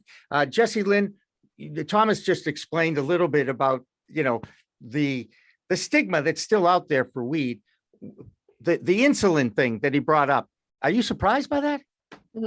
Unfortunately, not at all. I wish I was surprised. We've been having the same battle for years with EpiPens, which are life-saving. Insulin is life-saving. It's a social equity issue when it comes to people being able to afford their medications and having to keep jobs just specifically to have insurance for their medication coverage. So I'm not at all surprised, but of course it's always disheartening. But this is in America how we treat patients. Yeah, again, suppose we're the best country on earth, right? I think we can all agree that our freedoms are something we do take for granted sometimes. And at least now we're talking about this subject again with different people. I'm not sure I explained that Jessilyn's in Vermont, Christopher Smith is in California, and Thomas is in Illinois. What's the latest in Illinois, Thomas, out there? They always seem to be doing something that makes people upset in the cannabis world. Currently, they have filed a lawsuit on Friday, the 25th of March, to invalidate all 185 licenses for the dispensaries that were awarded through lotteries, which have already been held up in litigation for 2 years, based upon a violation of the Dormant Commerce Clause, meaning that you could have only won this license if you were an Illinois state resident. They've had similar actions in other jurisdictions that have allowed lawful cannabis, and they have been successful. So nothing good. And that's not my favorite way to kind of approach it. There are 40 craft growers out there and 50 infusers, and the craft growers are probably not going to be able to see their canopy sizes raised to attract additional investors, which is not good news for them. And then also the infusers, they're not allowed to process cannabis, but even if they were, they still wouldn't be able to find any. And so there's 50 infusers out there that have to buy oil from like a Cresco or something, but they don't want to sell it to them. And there's some bills to mandate them to do it. But those aren't going to pass because they have 1 week before the Illinois legislature blows out of Springfield and goes on re-election tour. I hope to see some of those because I support them, and I'll see them at like fundraisers for Memorial Day and other cool things. Yeah. Do you get in their face at all, Thomas? I'm just saying. No, I've been a lifelong Democrat. I'm like, thank you very much for awarding my team a craft grow license and these other clients that I have. That was great. Now, how do we get money? Yeah. I get it. All right. I get it. Christopher, what's next on the American Cannabis Report? I know that's not really, I want to ask just because you've been coming up with some great guests. And I'm pretty sure that the one we had this week was she from the Minority Cannabis Business Association? Was that that's been rescheduled to next week. Correct. That's the founder of Minorities for Medical Marijuana. Right. That's Roz McCarthy. Next week, I also have the president of the U.S. Cannabis Council, Steve Hawkins. And I've got a couple of other shows, of course, that have already been recorded. And Dan has been working hard to get them out, get them out of the pipeline and get them out there. I have the founder of the Indigenous Cannabis Council, Mary Jane Oatman.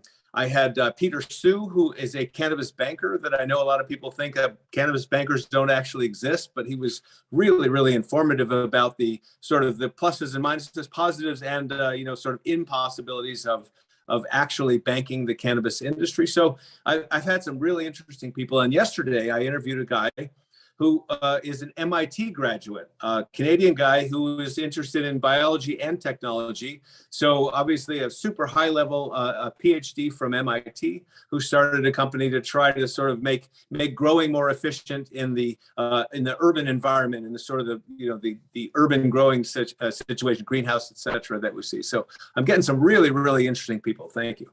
And of course, there is a playlist available on the YouTube channel of Pro Cannabis Media. I want to throw up another issue here that we know is still part of the discussion in many states, whether they are already legal or they're trying to be legal, and that's the issue of home grow. And I'm going to start with Jessilyn, just because I just don't understand why they wouldn't allow a plant to be grown for medicine for people who need it. Jessilyn, as a medical professional, this just doesn't make sense, does it?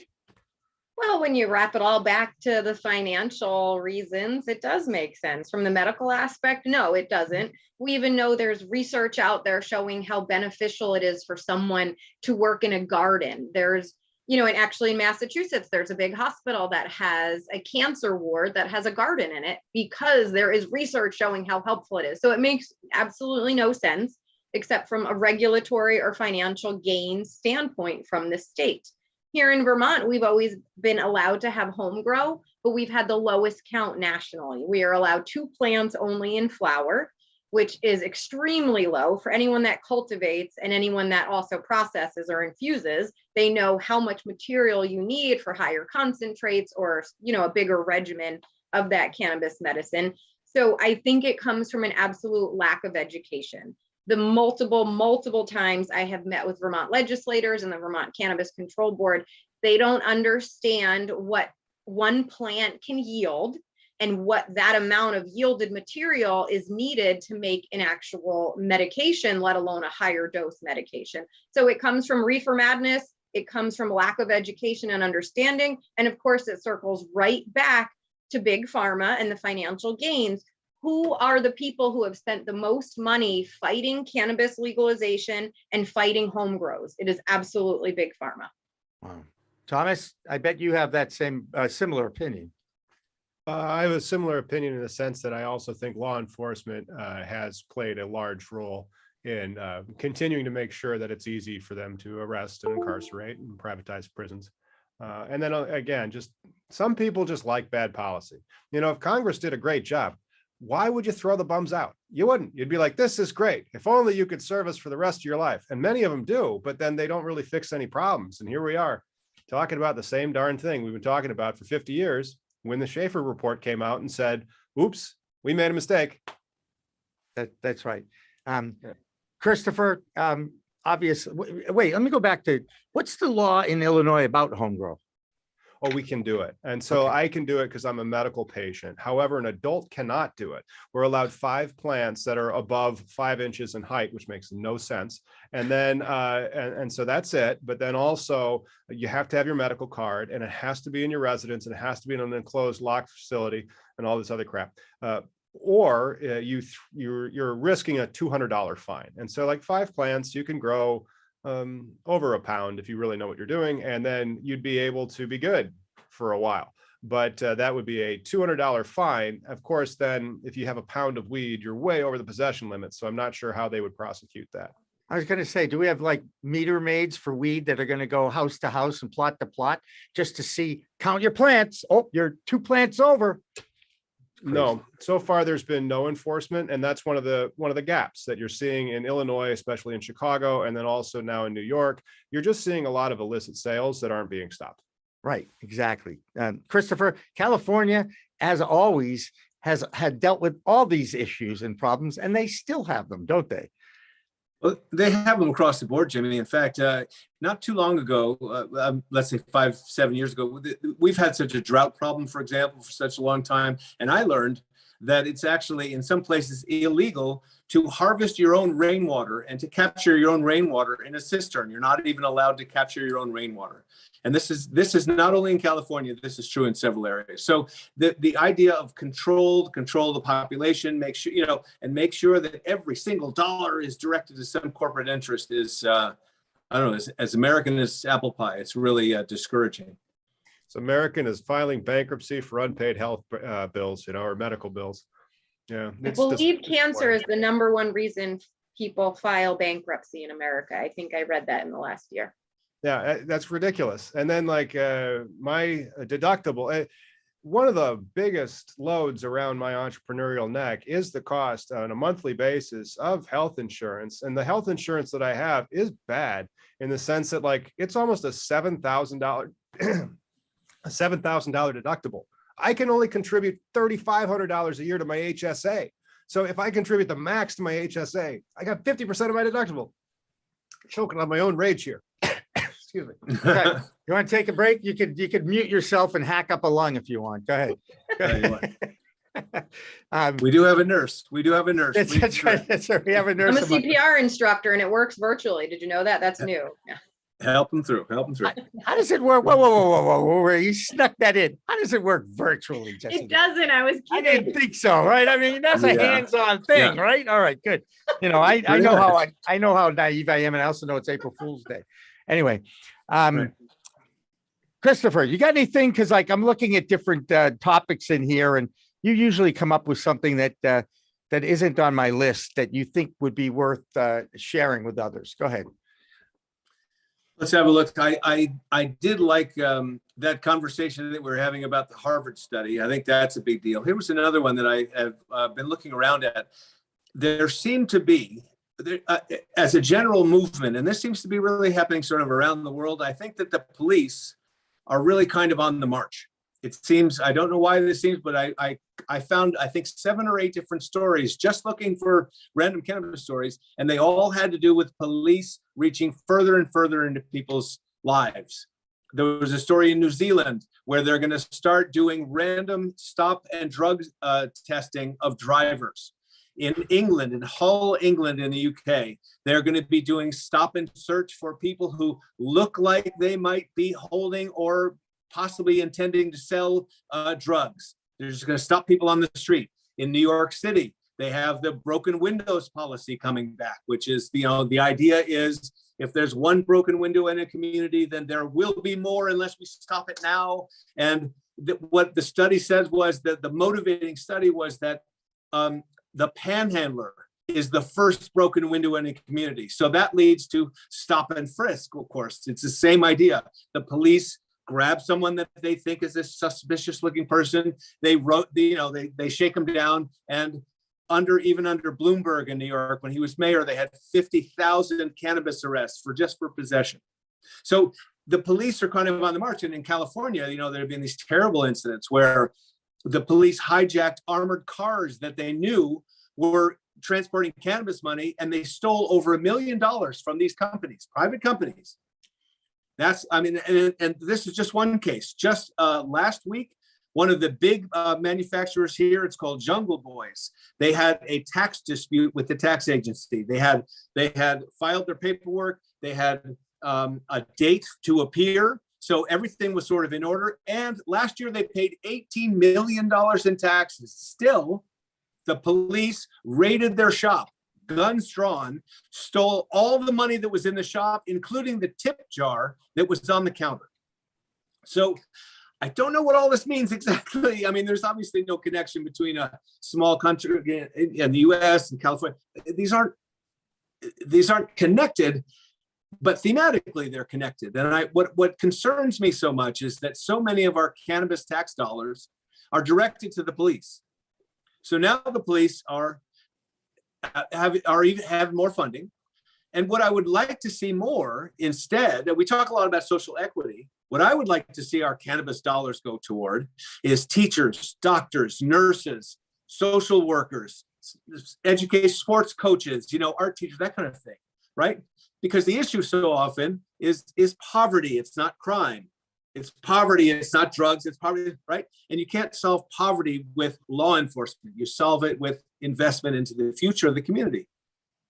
So anyway, I don't know if you saw, I believe it's Alabama. They're now requiring a recent negative pregnancy test before any medical patient that's female identifying can access their medical cannabis again. And you know what I would love to hear from you, Jessilyn, just a theory I've had recently. If we have an endocannabinoid system, right, it is endemic in our body, right? So if a woman gets pregnant and she has a craving, this is the old sort, she's got a craving for pickles and ice cream, ha, ha, ha. Well, she's got a craving. That means her body is craving something it's missing. Yep.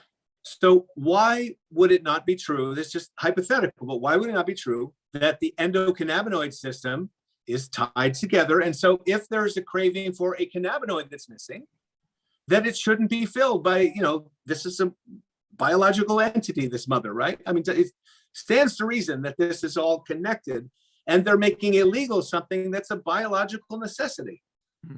Absolutely. What I always tell people, Christopher, is in a perfect world, everybody has a wonderful, balanced endocannabinoid system and needs nothing.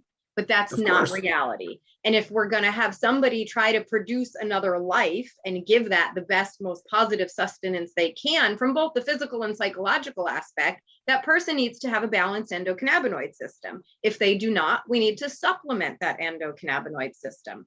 And I go back to when 25 years ago, when I first started to work in maternal child health, I had my own stigma with pregnancy and human milk feeding or breastfeeding, people taking pharmaceuticals for anxiety and depression and mental health reasons. So I had to force myself and get a lot of education so that I really did understand it's more beneficial to have that pharmaceutical in their system to make those emotional connections and that needed attachment with that child. So same thing with cannabis, the cannabinoids. If we have somebody going through pregnancy and nurturing that child when they're born and their endocannabinoid system is not balanced, they are not giving that child the emotional development that they need. So then those are negative repercussions. We just don't understand that because the endocannabinoid system is still not being taught in medical schools or nursing schools on a regular basis. Right. No, it's a disaster. And of course, it's like you've said so many times this afternoon, right? Reefer madness leads to the laws, the illegality and all the laws that are prohibited. And then, Nixon's action, like Thomas said, Schaefer Commission to be damned, LaGuardia Commission be damned. Don't listen to the doctors, make it illegal and put it on Schedule 1. And make that and put the U.S. boot up of everybody's butt around the world so that even the United Nations signs up to make marijuana known as one of the most dangerous drugs in the world. And then where are we? We're still like staring down the hypocrisy. I mean, think of the hypocrisy in Alabama. That pregnant woman can walk into any liquor store or, grocery store and get as much and acetaminophen in a bottle that she could just dump into her hand and wash it down with a bottle of vodka. And they aren't saying, wait, hang on a second. We need to make sure you're not pregnant. Are you really protecting the children? Or are you just perpetuating hysteria and complete willful ignorance where they don't even understand? If you told them they had an endocannabinoid system, they'd probably cock their head, look at you funny and say, I don't listen to jazz music, and then wander off.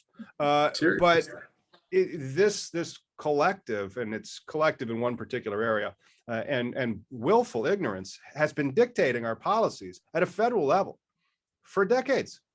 Right. Absolutely. I know. Absolutely true.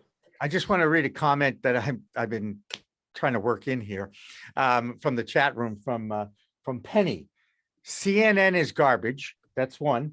And then cannabis use disorder is endocannabinoid deficiency. Absolutely. Right? That was brilliant, there Penny. you go. There you go. I gotta give. Because if your body's craving it, your body needs it. Like Christopher, you said, I tell pregnant people, honor your cravings. If you want a lot of potatoes, you need the carbs. You need to let that build up. You need that sustenance. If you're craving something, oftentimes it is your body telling you you're having that deficiency. Absolutely. So no doubt. If anybody takes a vitamin for anything that is supposed to help you out in some capacity, what is it, B3? Jessilyn, walk me through some of the basic vitamins, because people take those all the time with the idea that, oh, my system needs this. Vitamin D, especially here in Vermont, we don't get enough sunshine. Vitamin D, if your levels are too low, you absolutely will have depression at that chemical level that we can't fix with a typical pharmaceutical antidepressant. You need that vitamin in your system because you're low. And if you don't have your vitamin D, then you're not assimilating some of the other vitamins and your bones aren't going to be as strong as they need to. So, same thing with the endocannabinoid system. If that's not balanced, we have multiple other systems that are then out of balance because of that unbalance. Oh, I'm so out of balance. I've been so out of balance for so many years now. And it's, Jimmy, I think, Jimmy, if you don't mind me interrupting, sorry, I think that the vitamin example is a perfect example of exactly what we were just talking about, which is when you take your vitamins, take a vitamin every single day, then we know what happens. A lot of it goes right through. And we know that what's happened is the body doesn't need this much B or this much C, whatever, and it flushes it right through. Well, the endocannabinoid system has got to be as efficient as your stomach and your digestive system. So why doesn't the same thing happen? The assumption is from these legislators that, we're smarter than the body. We're smarter than biology. So we're going to legislate all of this stuff. It's ludicrous. Right. And again, dependent on our vitamins to balance our body. Why not give our body the one thing that it will balance for yourself, right? I mean, we're all in agreement here. Last thoughts, Thomas. I'm going to go right around the panel here and get your last thoughts, and you give another plug for cannabis legalization news. That's okay. Cool. Yeah. Don't forget to visit us on Cannabis Legalization News. It's either .com, wherever podcasts are, or of course on YouTube. And then if you're searching on the internet regarding how to get a cannabis license, you'll probably come by my blog, cannabisindustrylawyer.com. A parting thought is, it's probably not going to happen this year again. And then not only that, you're in the East Coast, but you're in Massachusetts. And so you're further out. However, legalization is frustratingly and painfully longer than you'd like to think it is. And California, Christopher is joining us from California. I think they just finally went under the 50% threshold. And New Jersey is still more than 2/3 illegal. So strap in, everybody. You're going to be censored for years. Right. And that means this talk show will survive too. Jessilyn, last thoughts. Go ahead. And how do people get in touch with you if they'd like to pick your brain, which we know is brilliant? Sure. VermontCannabisNurse.com, greennursevt@gmail.com is my email. In my mind, almost every conversation we've had today and we have around cannabis circles right back to education. Why is it illegal? Because of lack of knowledge. Why are people using the wrong cannabis and spending too much money on it, or using too much or not enough and it's not effectively working for them? It's the lack of support and education. So, and from the nurse's perspective, this is what we do. We educate. So we need more education. We need more research, which again feeds right into that education. And we need more of these conversations. My dream, rose-colored glasses. Every dispensary has a nurse on staff every day to answer those questions, if not a hotline or something, to have more people have the education. If our legislators had that education 50 years ago, we might be having a different conversation today. Christopher, I bet you echo those thoughts. I sure do. And I love the idea also of education of nurses through their normal medical school education process, right? The endocannabinoid system is a system in the body. It's an important and critical system in the body that connects our nervous system with our immune system as well, and promotes homeostasis in the body. Obviously, all that, but few nurses and few doctors trained in the American system do. And I think that those voices could be so powerful in pushing ahead all the things that we're talking about and all the benefits that are available for cannabis. Right. And actually, I'll give a helpful thought, or at least something positive to end on. There are a lot of colleges now, undergrads, maybe not medical school, that have introduced cannabis education programs, usually through the chemistry and botany department. But I do think that is a good sign that perhaps by, a few years, you'll see that in medical schools, and the endocannabinoid system will be taught in medical medical educational facilities. Man, am I tired? I am so freaking tired. Okay. And Jimmy, we're actually working on an international standardization of medical and nursing curriculum throughout the world. So that is the hope with some of the Israeli team. Well, welcome back, Jessilyn. Great to have you. Thank you so much for joining us, Christopher and Thomas. This was terrific. I really like this idea of this open forum with all these correspondents that help us continue to educate the public. And I think we'll be continuing to do more and more of this. So for Christopher and Jessilyn and Thomas and Dan and Isabel and everybody here at Pro Cannabis Media, remember, it's a whole new world of weed out there. But before I sign off, Dan, don't forget, Weed Talk News follows this live stream. Have a good weekend, everybody. Please use it responsibly. We're calling all growers on Pro Cannabis Media once again. I really think the future of our industry has to do with proprietary genetics. Jim Belushi is back on his farm in Oregon, and the calendar turns to April, bringing showers and another Calling All Growers with Liz Grow. So if you have a really, really root-bound plant, if you take it out and it's white roots everywhere and they're all congested up, you do need to tease them out so that they don't continue to coil and strangle themselves. Cannabis farmer from Humboldt County, Wendy Kornberg, is back publishing another skunk magazine. So this time, Liz welcomes Ed Rosenthal, an accomplished author, speaker, and legendary grower. It all begins on Wednesday, April 13th at 8 p.m. Eastern Time, of course, on Pro Cannabis Media's network, live and PCM TV on Roku and Apple. Coming up on We Talk News this week, another historic vote in the U.S. House of Representatives. The MORE Act is moving closer to federal cannabis legalization, or is it? Plus, one of the biggest MSOs, Trulieve, is opening its third dispensary in Massachusetts in Framingham this week. And survivor champion and cancer survivor and Bay State native, Ethan Zahn, is on hand to talk about Momenta, his brand. And Pabst Blue Ribbon is infusing its beverages in California with more THC than ever. Plus, more delays for licensing in New Jersey and Michigan as we get our state-by-state reports from coast to coast on We Talk News with Elena Pinto next. Pro Cannabis Media original content is supported by Salient Systems, your trusted name in video surveillance for the cannabis industry, and by Revolutionary Clinics, Massachusetts' #1 medical dispensary where the patient comes first, and by Accounting Buds, CPA services for the cannabis industry, and by stylighting.shop. Log on today to get your grow kit. We are Pro Cannabis Media.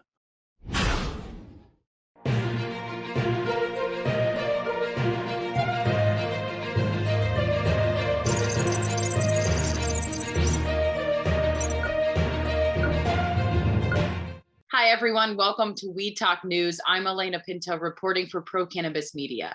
The votes are in and federal cannabis reform is getting the green light, at least from the House of Representatives. The House just voted on the MORE Act, a bill to federally legalize cannabis. The House Rules Committee added several amendments to the bill this week, but it would remove marijuana from the list of federally controlled substances, promote equity in the industry, and impose a federal tax on marijuana products. The bill now heads to the Senate, where we'll have to see if Democrats can work their magic to make it law. Also in the nation's capital, President Joe Biden is again proposing to keep blocking Washington, D.C. from legalizing marijuana sales as part of the budget proposal he sent to Congress on Monday. But he did keep a separate rider intact to protect legal medical cannabis programs from federal intervention. So let's check in with Vote Pro podcast Phil Adams for more from Washington, D.C. this week. Hi, I'm Phil Adams from Vote Pro Podcast, here with the We Talk News DC report. A Republican member of the Congressional Cannabis Caucus says he intends to vote against the MORE Act.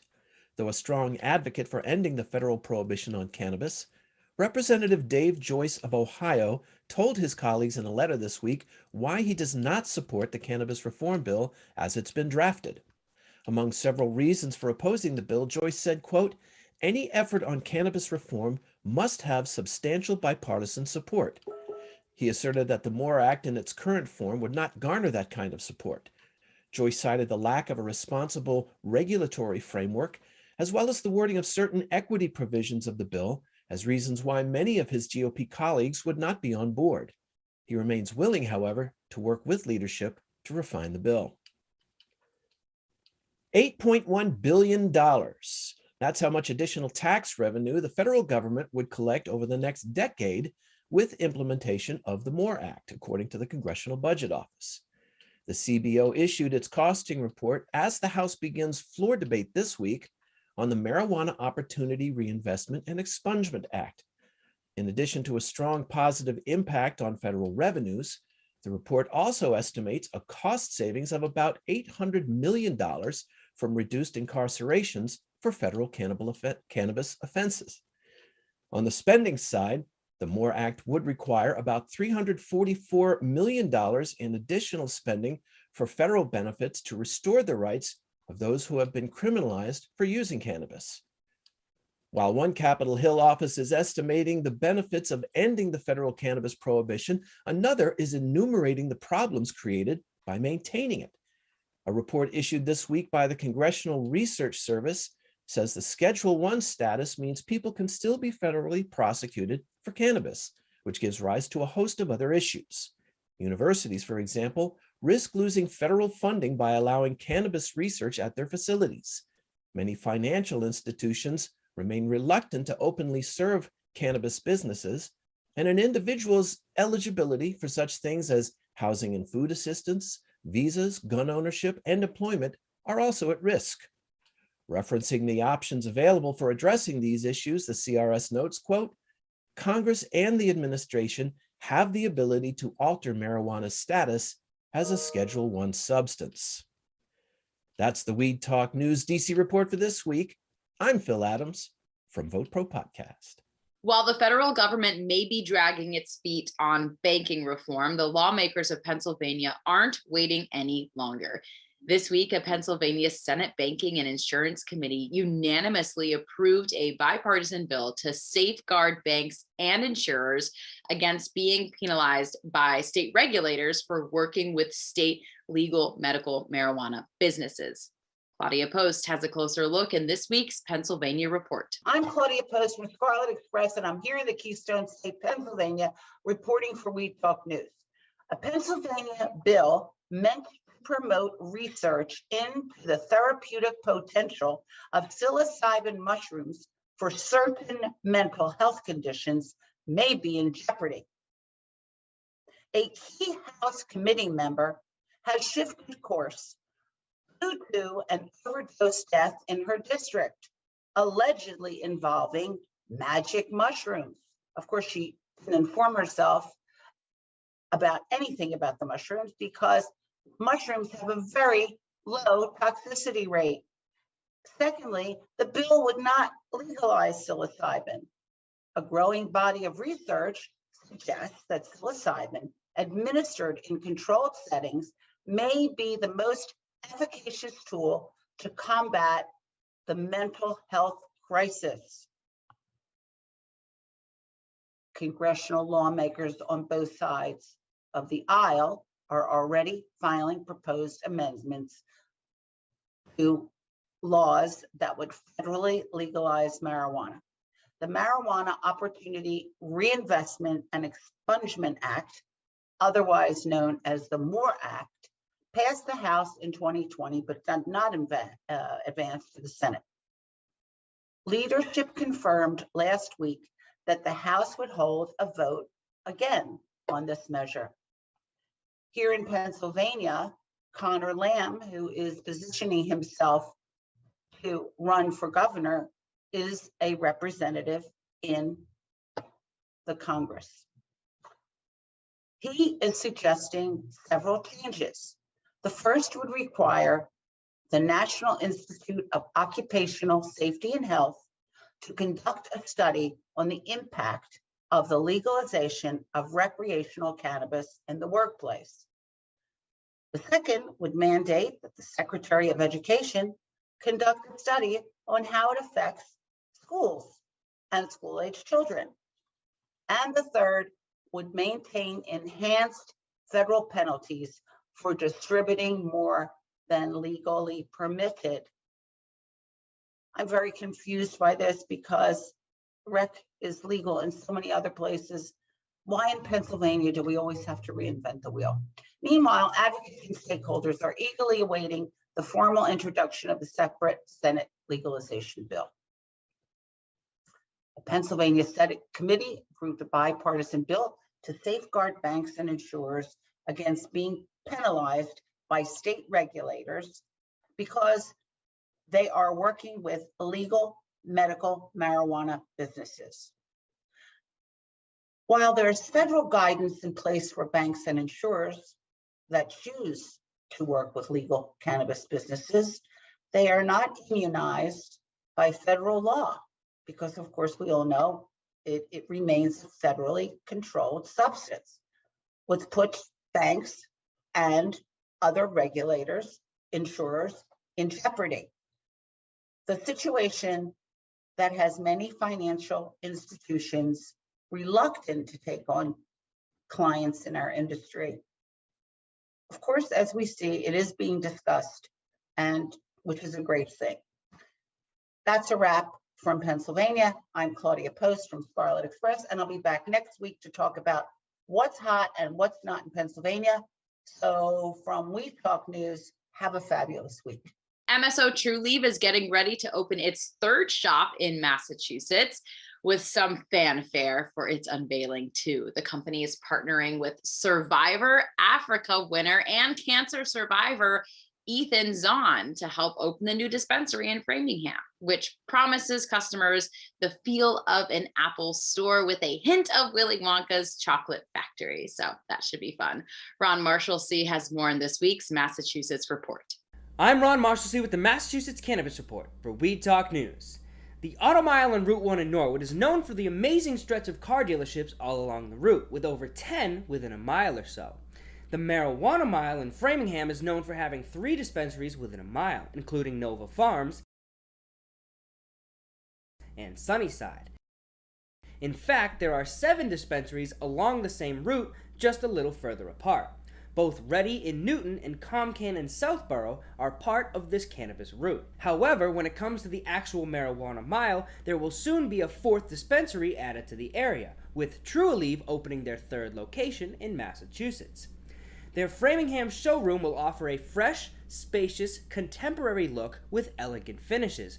On Monday, they had a media day at this location, and I was able to chat with Chief Marketing Officer of Trulieve, Valda Coriat, about what makes Trulieve different from the other dispensaries on the Marijuana Mile, as well as what makes this location different than the other 2 Trulieve have in Massachusetts.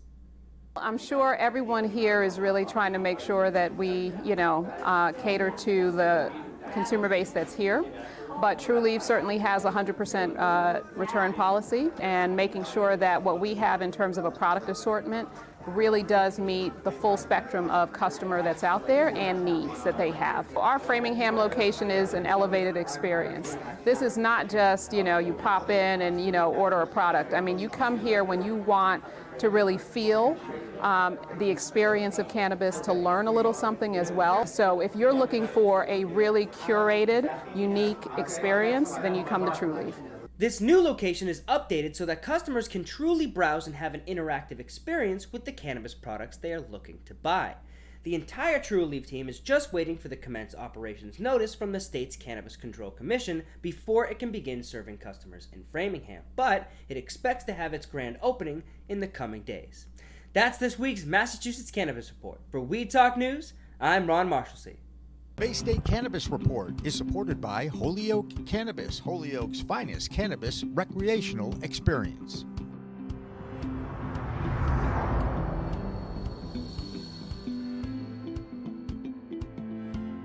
The Vermont Cannabis Control Board has officially launched its pre-qualification process for prospective cannabis license holders. And already in the first week, the state is nearing the 500 mark for interested applicants. Jessilyn Dolan has much more in this week's Vermont Report. I'm Jessilyn Dolan from Nurse Grown Organics and Vermont Cannabis Nurses, and this is the Weed Talk News Vermont Report. The Vermont Cannabis Control Board opened its doors for pre-qualification applications and has received over 420 applications to date, including applications for testing facilities, all 3 tiers of product manufacturers, and numerous cultivators. Vermont has not seen a lot of progress in cannabis legislation this session. So far, only 1 cannabis-related bill has become law. H701 sets licensing fees for cannabis establishments as well as for patients, caregivers, and medical dispensaries. It also gives outdoor cannabis cultivators some indoor growing capacity to keep seedlings, clones, and mother plants inside for winter. Additionally, H701, now Act 86, sets 3 tiers of manufacturers ranging from industrial level extractors to home-based businesses for making edibles or pre-rolls. On a more action-oriented note, cannabis grassroots advocates are working on a petition to remove the THC caps in Act 164 that are set at 60% for concentrates and 30% for flower. On April 7th, Emma Rose of Rosie's Confections will be holding a free online workshop exploring the relationship between chocolate and cannabis. April 11th, Essex Junction will be voting to allow cannabis retailers in the community, and on April 13th, the town of Castleton will be holding a revote. That's the Vermont Report for Weed Talk News. I'm Vermont's cannabis nurse, Jessilyn Dolan. Also in the Northeast, RIV Capital has announced an agreement to acquire ownership and control of Etain, owners and operators of legally licensed cannabis cultivation and retail dispensaries in the state of New York. So could the Empire State be seeing the state of a corporate cannabis takeover? Well, a new poll from Siena University finds 54% of New Yorkers oppose giving the first batch of the state's adult use cannabis licenses to social equity applicants. Governor Kathy Hochul remains firm in her stance, saying that giving the first licenses to the social equity cohort, quote, takes a major step forward in righting the wrongs of the past. And next door in New Jersey, delays in rolling out the state's adult use marijuana market are being criticized heavily. Lawmakers are now discussing a special legislative committee to explore the issue through oversight hearings. With that, we welcome our new correspondent, Jill Goldsberry, with this week's New Jersey Report. Hey guys, it's Jill Goldsberry here with the New Jersey Report for Weed Talk News. And if you were hoping, like most of us were, that the adult use of cannabis market would be open by now, well, you're going to be a little disappointed. Because here's the tea on that. State Senate President Nicholas Scutari is looking for answers from the New Jersey Cannabis Regulatory Commission, actually. At a hearing this week, the senator surprised many anxious licensees when he rejected the already existing applications for adult use from the medical community. Go figure.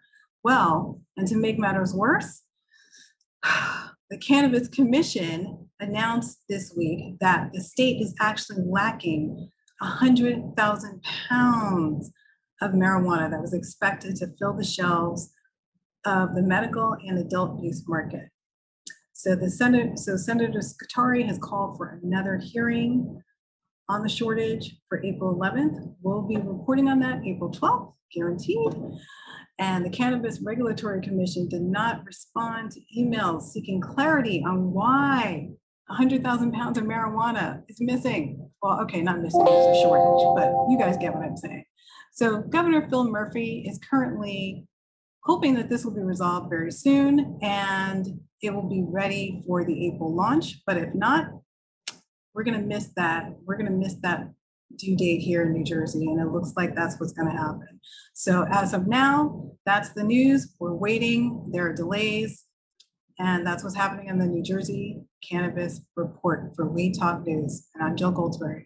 The fight for safe cannabis business remains a battle in Washington state.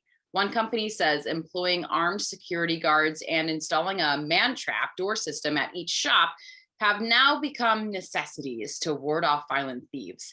And now the State Liquor and Cannabis Board is planning to host an online roundtable to hear directly from cannabis retailers, state leaders, and law enforcement.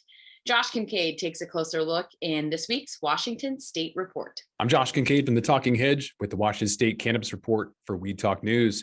It's April, which means 420 is right around the corner. Here's some of the numbers and what to expect. 420 has been the single biggest day of sale each year and every year since the recreational cannabis market began. And looking at previous 420s using Headset's data, we see that the average daily sales during the week of 420 has steadily increased since 2016, with a 31% increase in sales during the week of 420. The increase is driven by more transactions, simply more people shopping during the 420 holidays.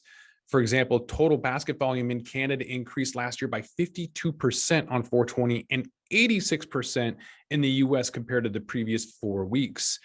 There's been some significant shifts in cannabis category trends that can impact shopping habits on this year's 420 holidays. The majority of budtenders I speak to Between 2/3 and 90% prefer flower over all other product categories, for example. In fact, the US flower market share has dropped over the last year to 41%, yet pre-rolls, vape pens, edibles, and all had a noteworthy increase in market share.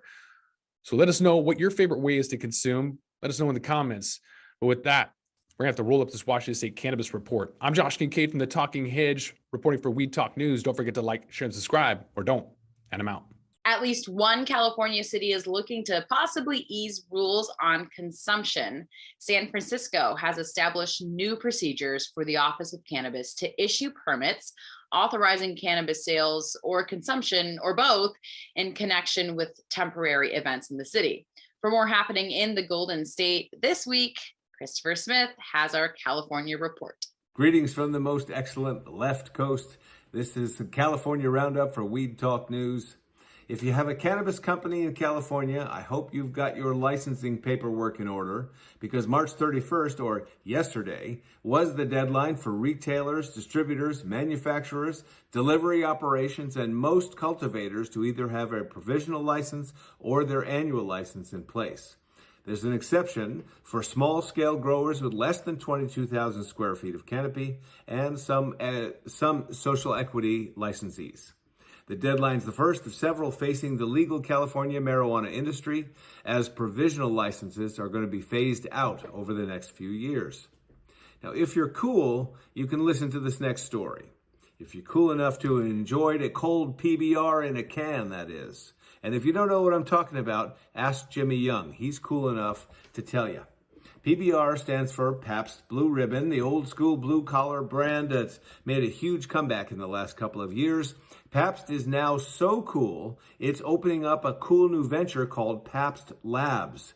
Pabst Labs is opening a cutting-edge manufacturing facility and distribution center for its cannabis-infused seltzer in Desert Hot Springs, California. The company describes the new facility as one of the few dedicated to cannabis beverage facilities in America, which would give the company more than triple its current production capabilities. The facility will produce its 10 milligram THC non-alcohol high seltzer, Not Your Father's cannabis-infused root beer, and the St. Ides cannabis product line, which includes their 100 milligram cannabis-infused 4-ounce shots. Start low and go slow, even if you're cool. And speaking of cannabis and cool, the city of San Francisco is hosting a 9-day cannabis-themed event on both sides of the 420 holiday this year called Evergreen San Francisco. Evergreen San Francisco will involve special promotions from several dozen cannabis companies and dispensaries and lounges around the city, immersive experiences including a 420-themed scavenger hunt, and historical tours celebrating the Bay Area's history of cannabis activism. And who is behind this? The city's tourism bureau. Even the Chamber of Commerce is supportive. Rodney Fong, who's the executive director of the chamber, says the cannabis industry is as iconic to San Francisco as the Golden Gate Bridge, cable cars, and Fisherman's Wharf. So beat that, Big Apple. And I'm Christopher Smith, publisher of the American Cannabis Report. I'm bringing you legal news, Pabst Blue Ribbon Cool, and Evergreen San Francisco for Weed Talk News. Just 3 months after Malta became the first country in the EU to federally legalize recreational cannabis, this week the spotlight is on the country yet again for similar reasons. The country hosted the Microdose and MedCan World Forum, which highlighted Malta for quickly becoming the leader in the European medical cannabis and psychedelics fields. So with that, here's Stephen Arthur George with this week's European Report. I'm Stephen Arthur George with SAG Advisory Services in Lisbon, Portugal. This is the European Cannabis Report for Weed Talk News.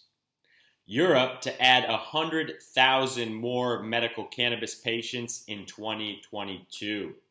The Prohibition Partners just released their new research report on the European medical cannabis industry yesterday. They estimate that another 100,000 patients will have first-time access to medical cannabis in 2022. This would increase the overall patient population in Europe to roughly 350,000 individuals. Over in the Netherlands, the Dutch adult use program is stalled again. The program was meant to launch back in 2020. It was delayed until 2022 and has now been delayed again until 2023. Some of the problems: they need to find 2 more of the 10 cultivators, and some of the cultivators already are having issues with banking. Sounds like the US, no? Well, down in Malta, they're going to host the first Plant Medicine Week in April from the 5th into the 8th. The event will be focused around the advancement of plant medicine. They will also be discussing the new adult regulations in Malta. And finally, as in the States, psychedelics will be discussed as well. That's the European Cannabis Report. I'm Stephen Arthur George with SAG Advisory Services, reporting for Weed Talk News. And finally, Pabst Blue Ribbon, known for its red, white, and blue cans of booze, are now focused on a THC-infused version of its beverage.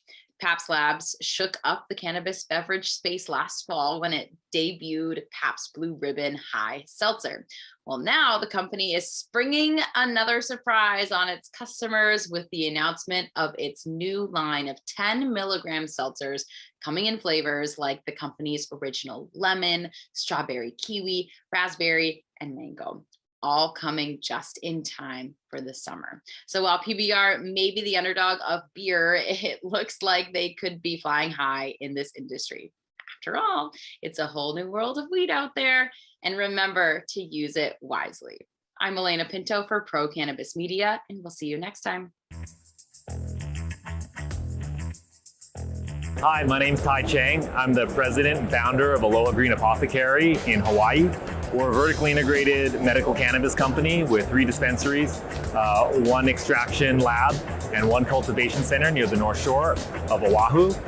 We have over 150 employees now, and we've been working with Adaptive HR to meet our human resource needs. We're super excited to work with them as we expand, and we've grown at least 2-3 times over the last 2 years. So we look forward to a good relationship with Adaptive, and come visit us in Hawaii anytime. Aloha.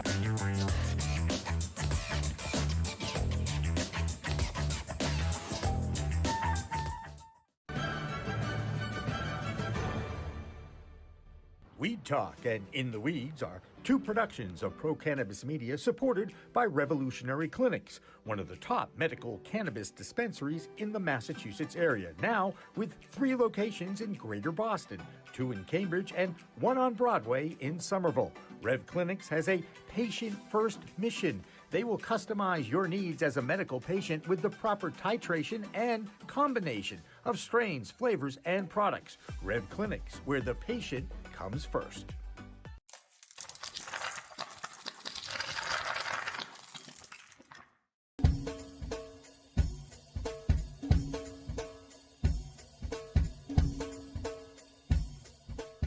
Difference is building a solution for that individual, not just a custom, here's a box, here's a video, here's how you make your VMS. We custom design and custom build every situation for exactly what the customer needs. And we keep the costs low. We have multiple tiers, as far as what you're looking at on the cost side of things. If you want a one-time, where you just pay 1 initial cost, we have that. If you want to maintain your system and have the highest protection and highest capabilities and highest upgrades at all times, we have different plans for you. But we scale it so it's scalable and affordable 100%.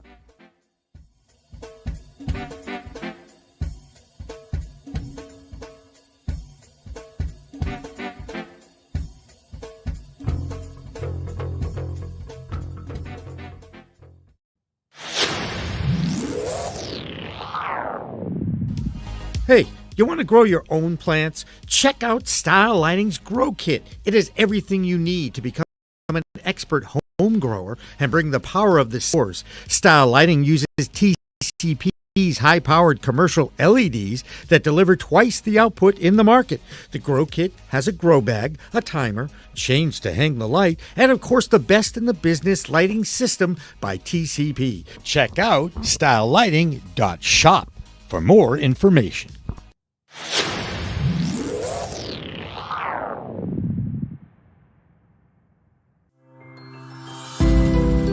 Meet Caduceus Science, the alternative wellness company. You know CBD, but how about CBG, CBN? That's right, Caduceus Science produces a range of full-spectrum products, all lab-tested in small batches to maintain the highest quality of products. CaduceusScience.com.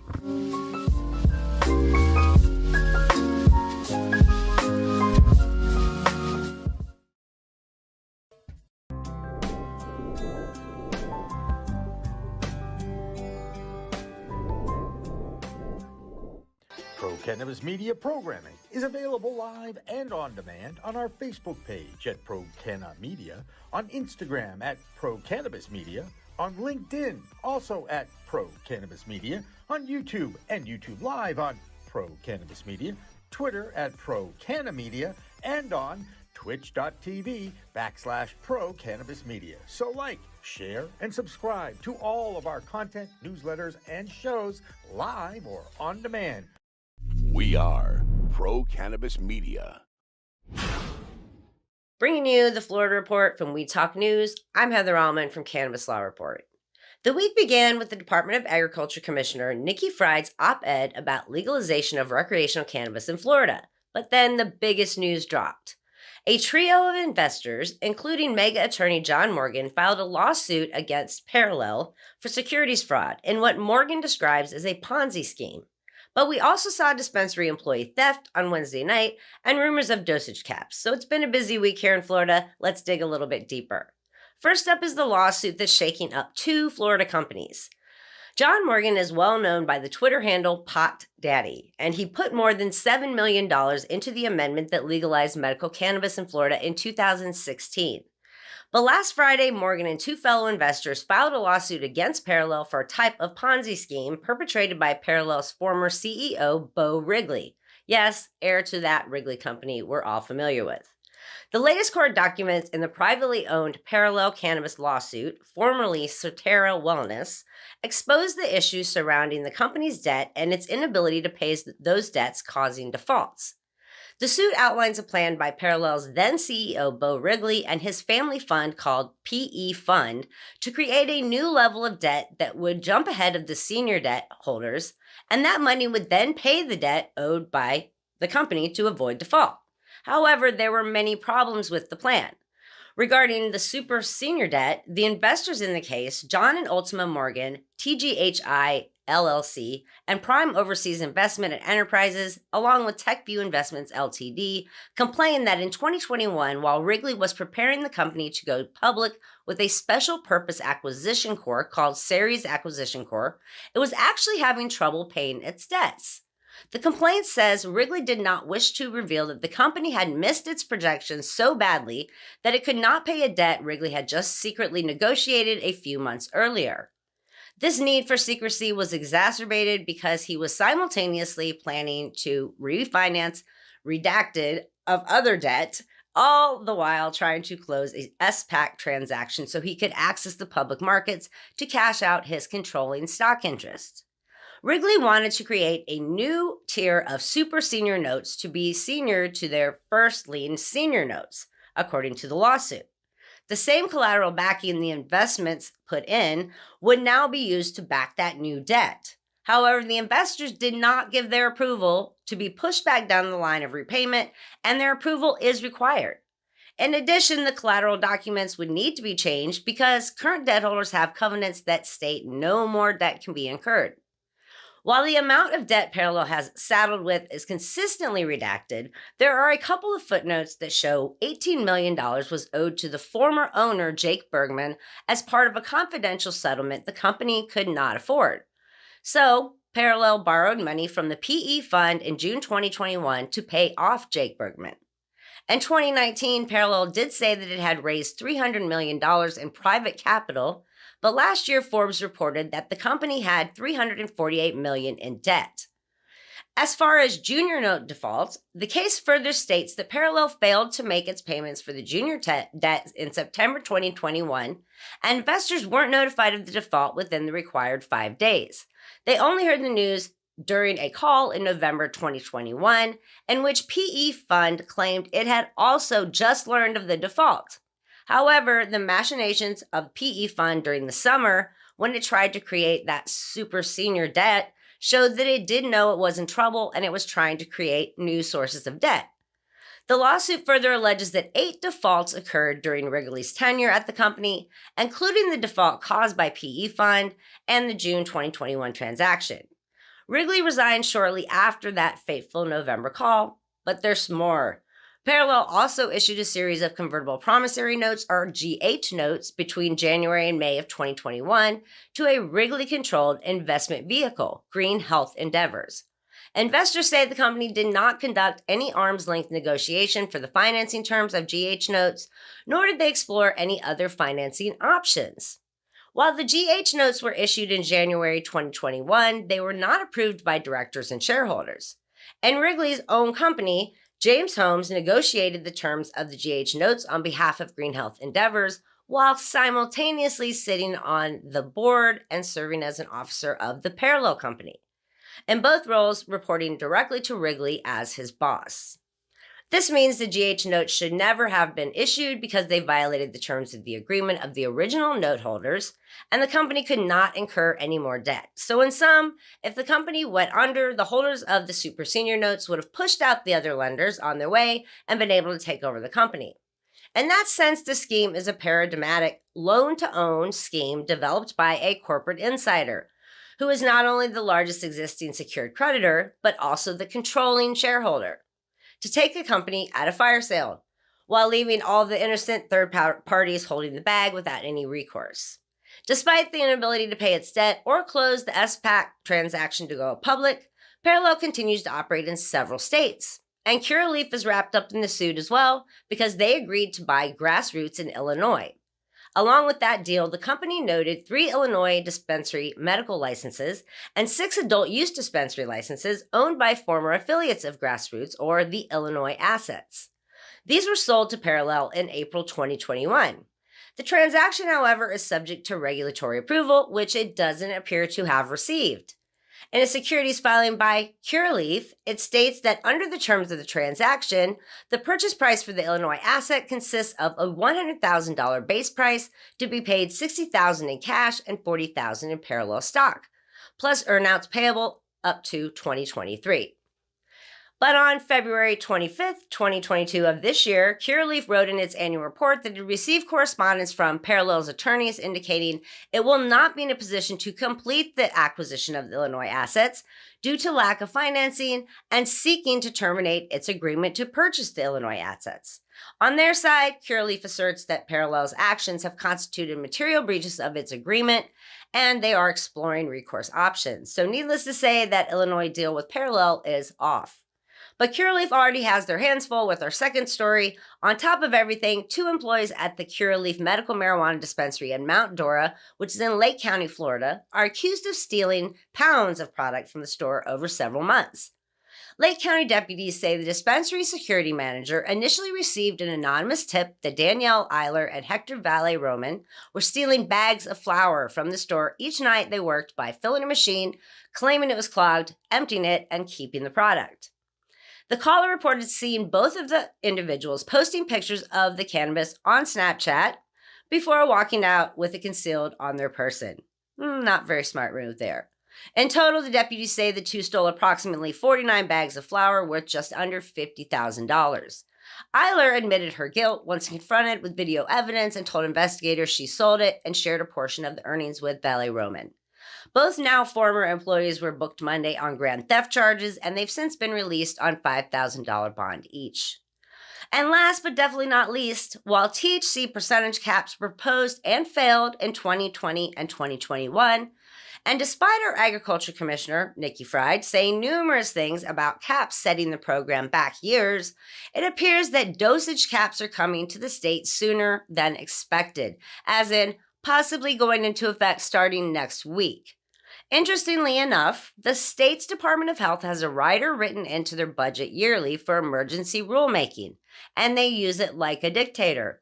They do not have to announce it to the public to allow for a period of public comment or review. They can just pass the law, and it goes into effect only days later in most cases. According to reliable sources, dosage caps on all routes of delivery are arriving in Florida early next week, with a total milligram umbrella cap that includes the milligrams that can be purchased with all the methods combined. For now, advocates, patients, and physicians are making sure the OMMU knows they must give warning before they change dosage limits. Many fear the proposed caps will upend the ecosystem that nearly 700,000 patients across the state rely on, and believe that many patients would inevitably leave the legal program and turn to the black market.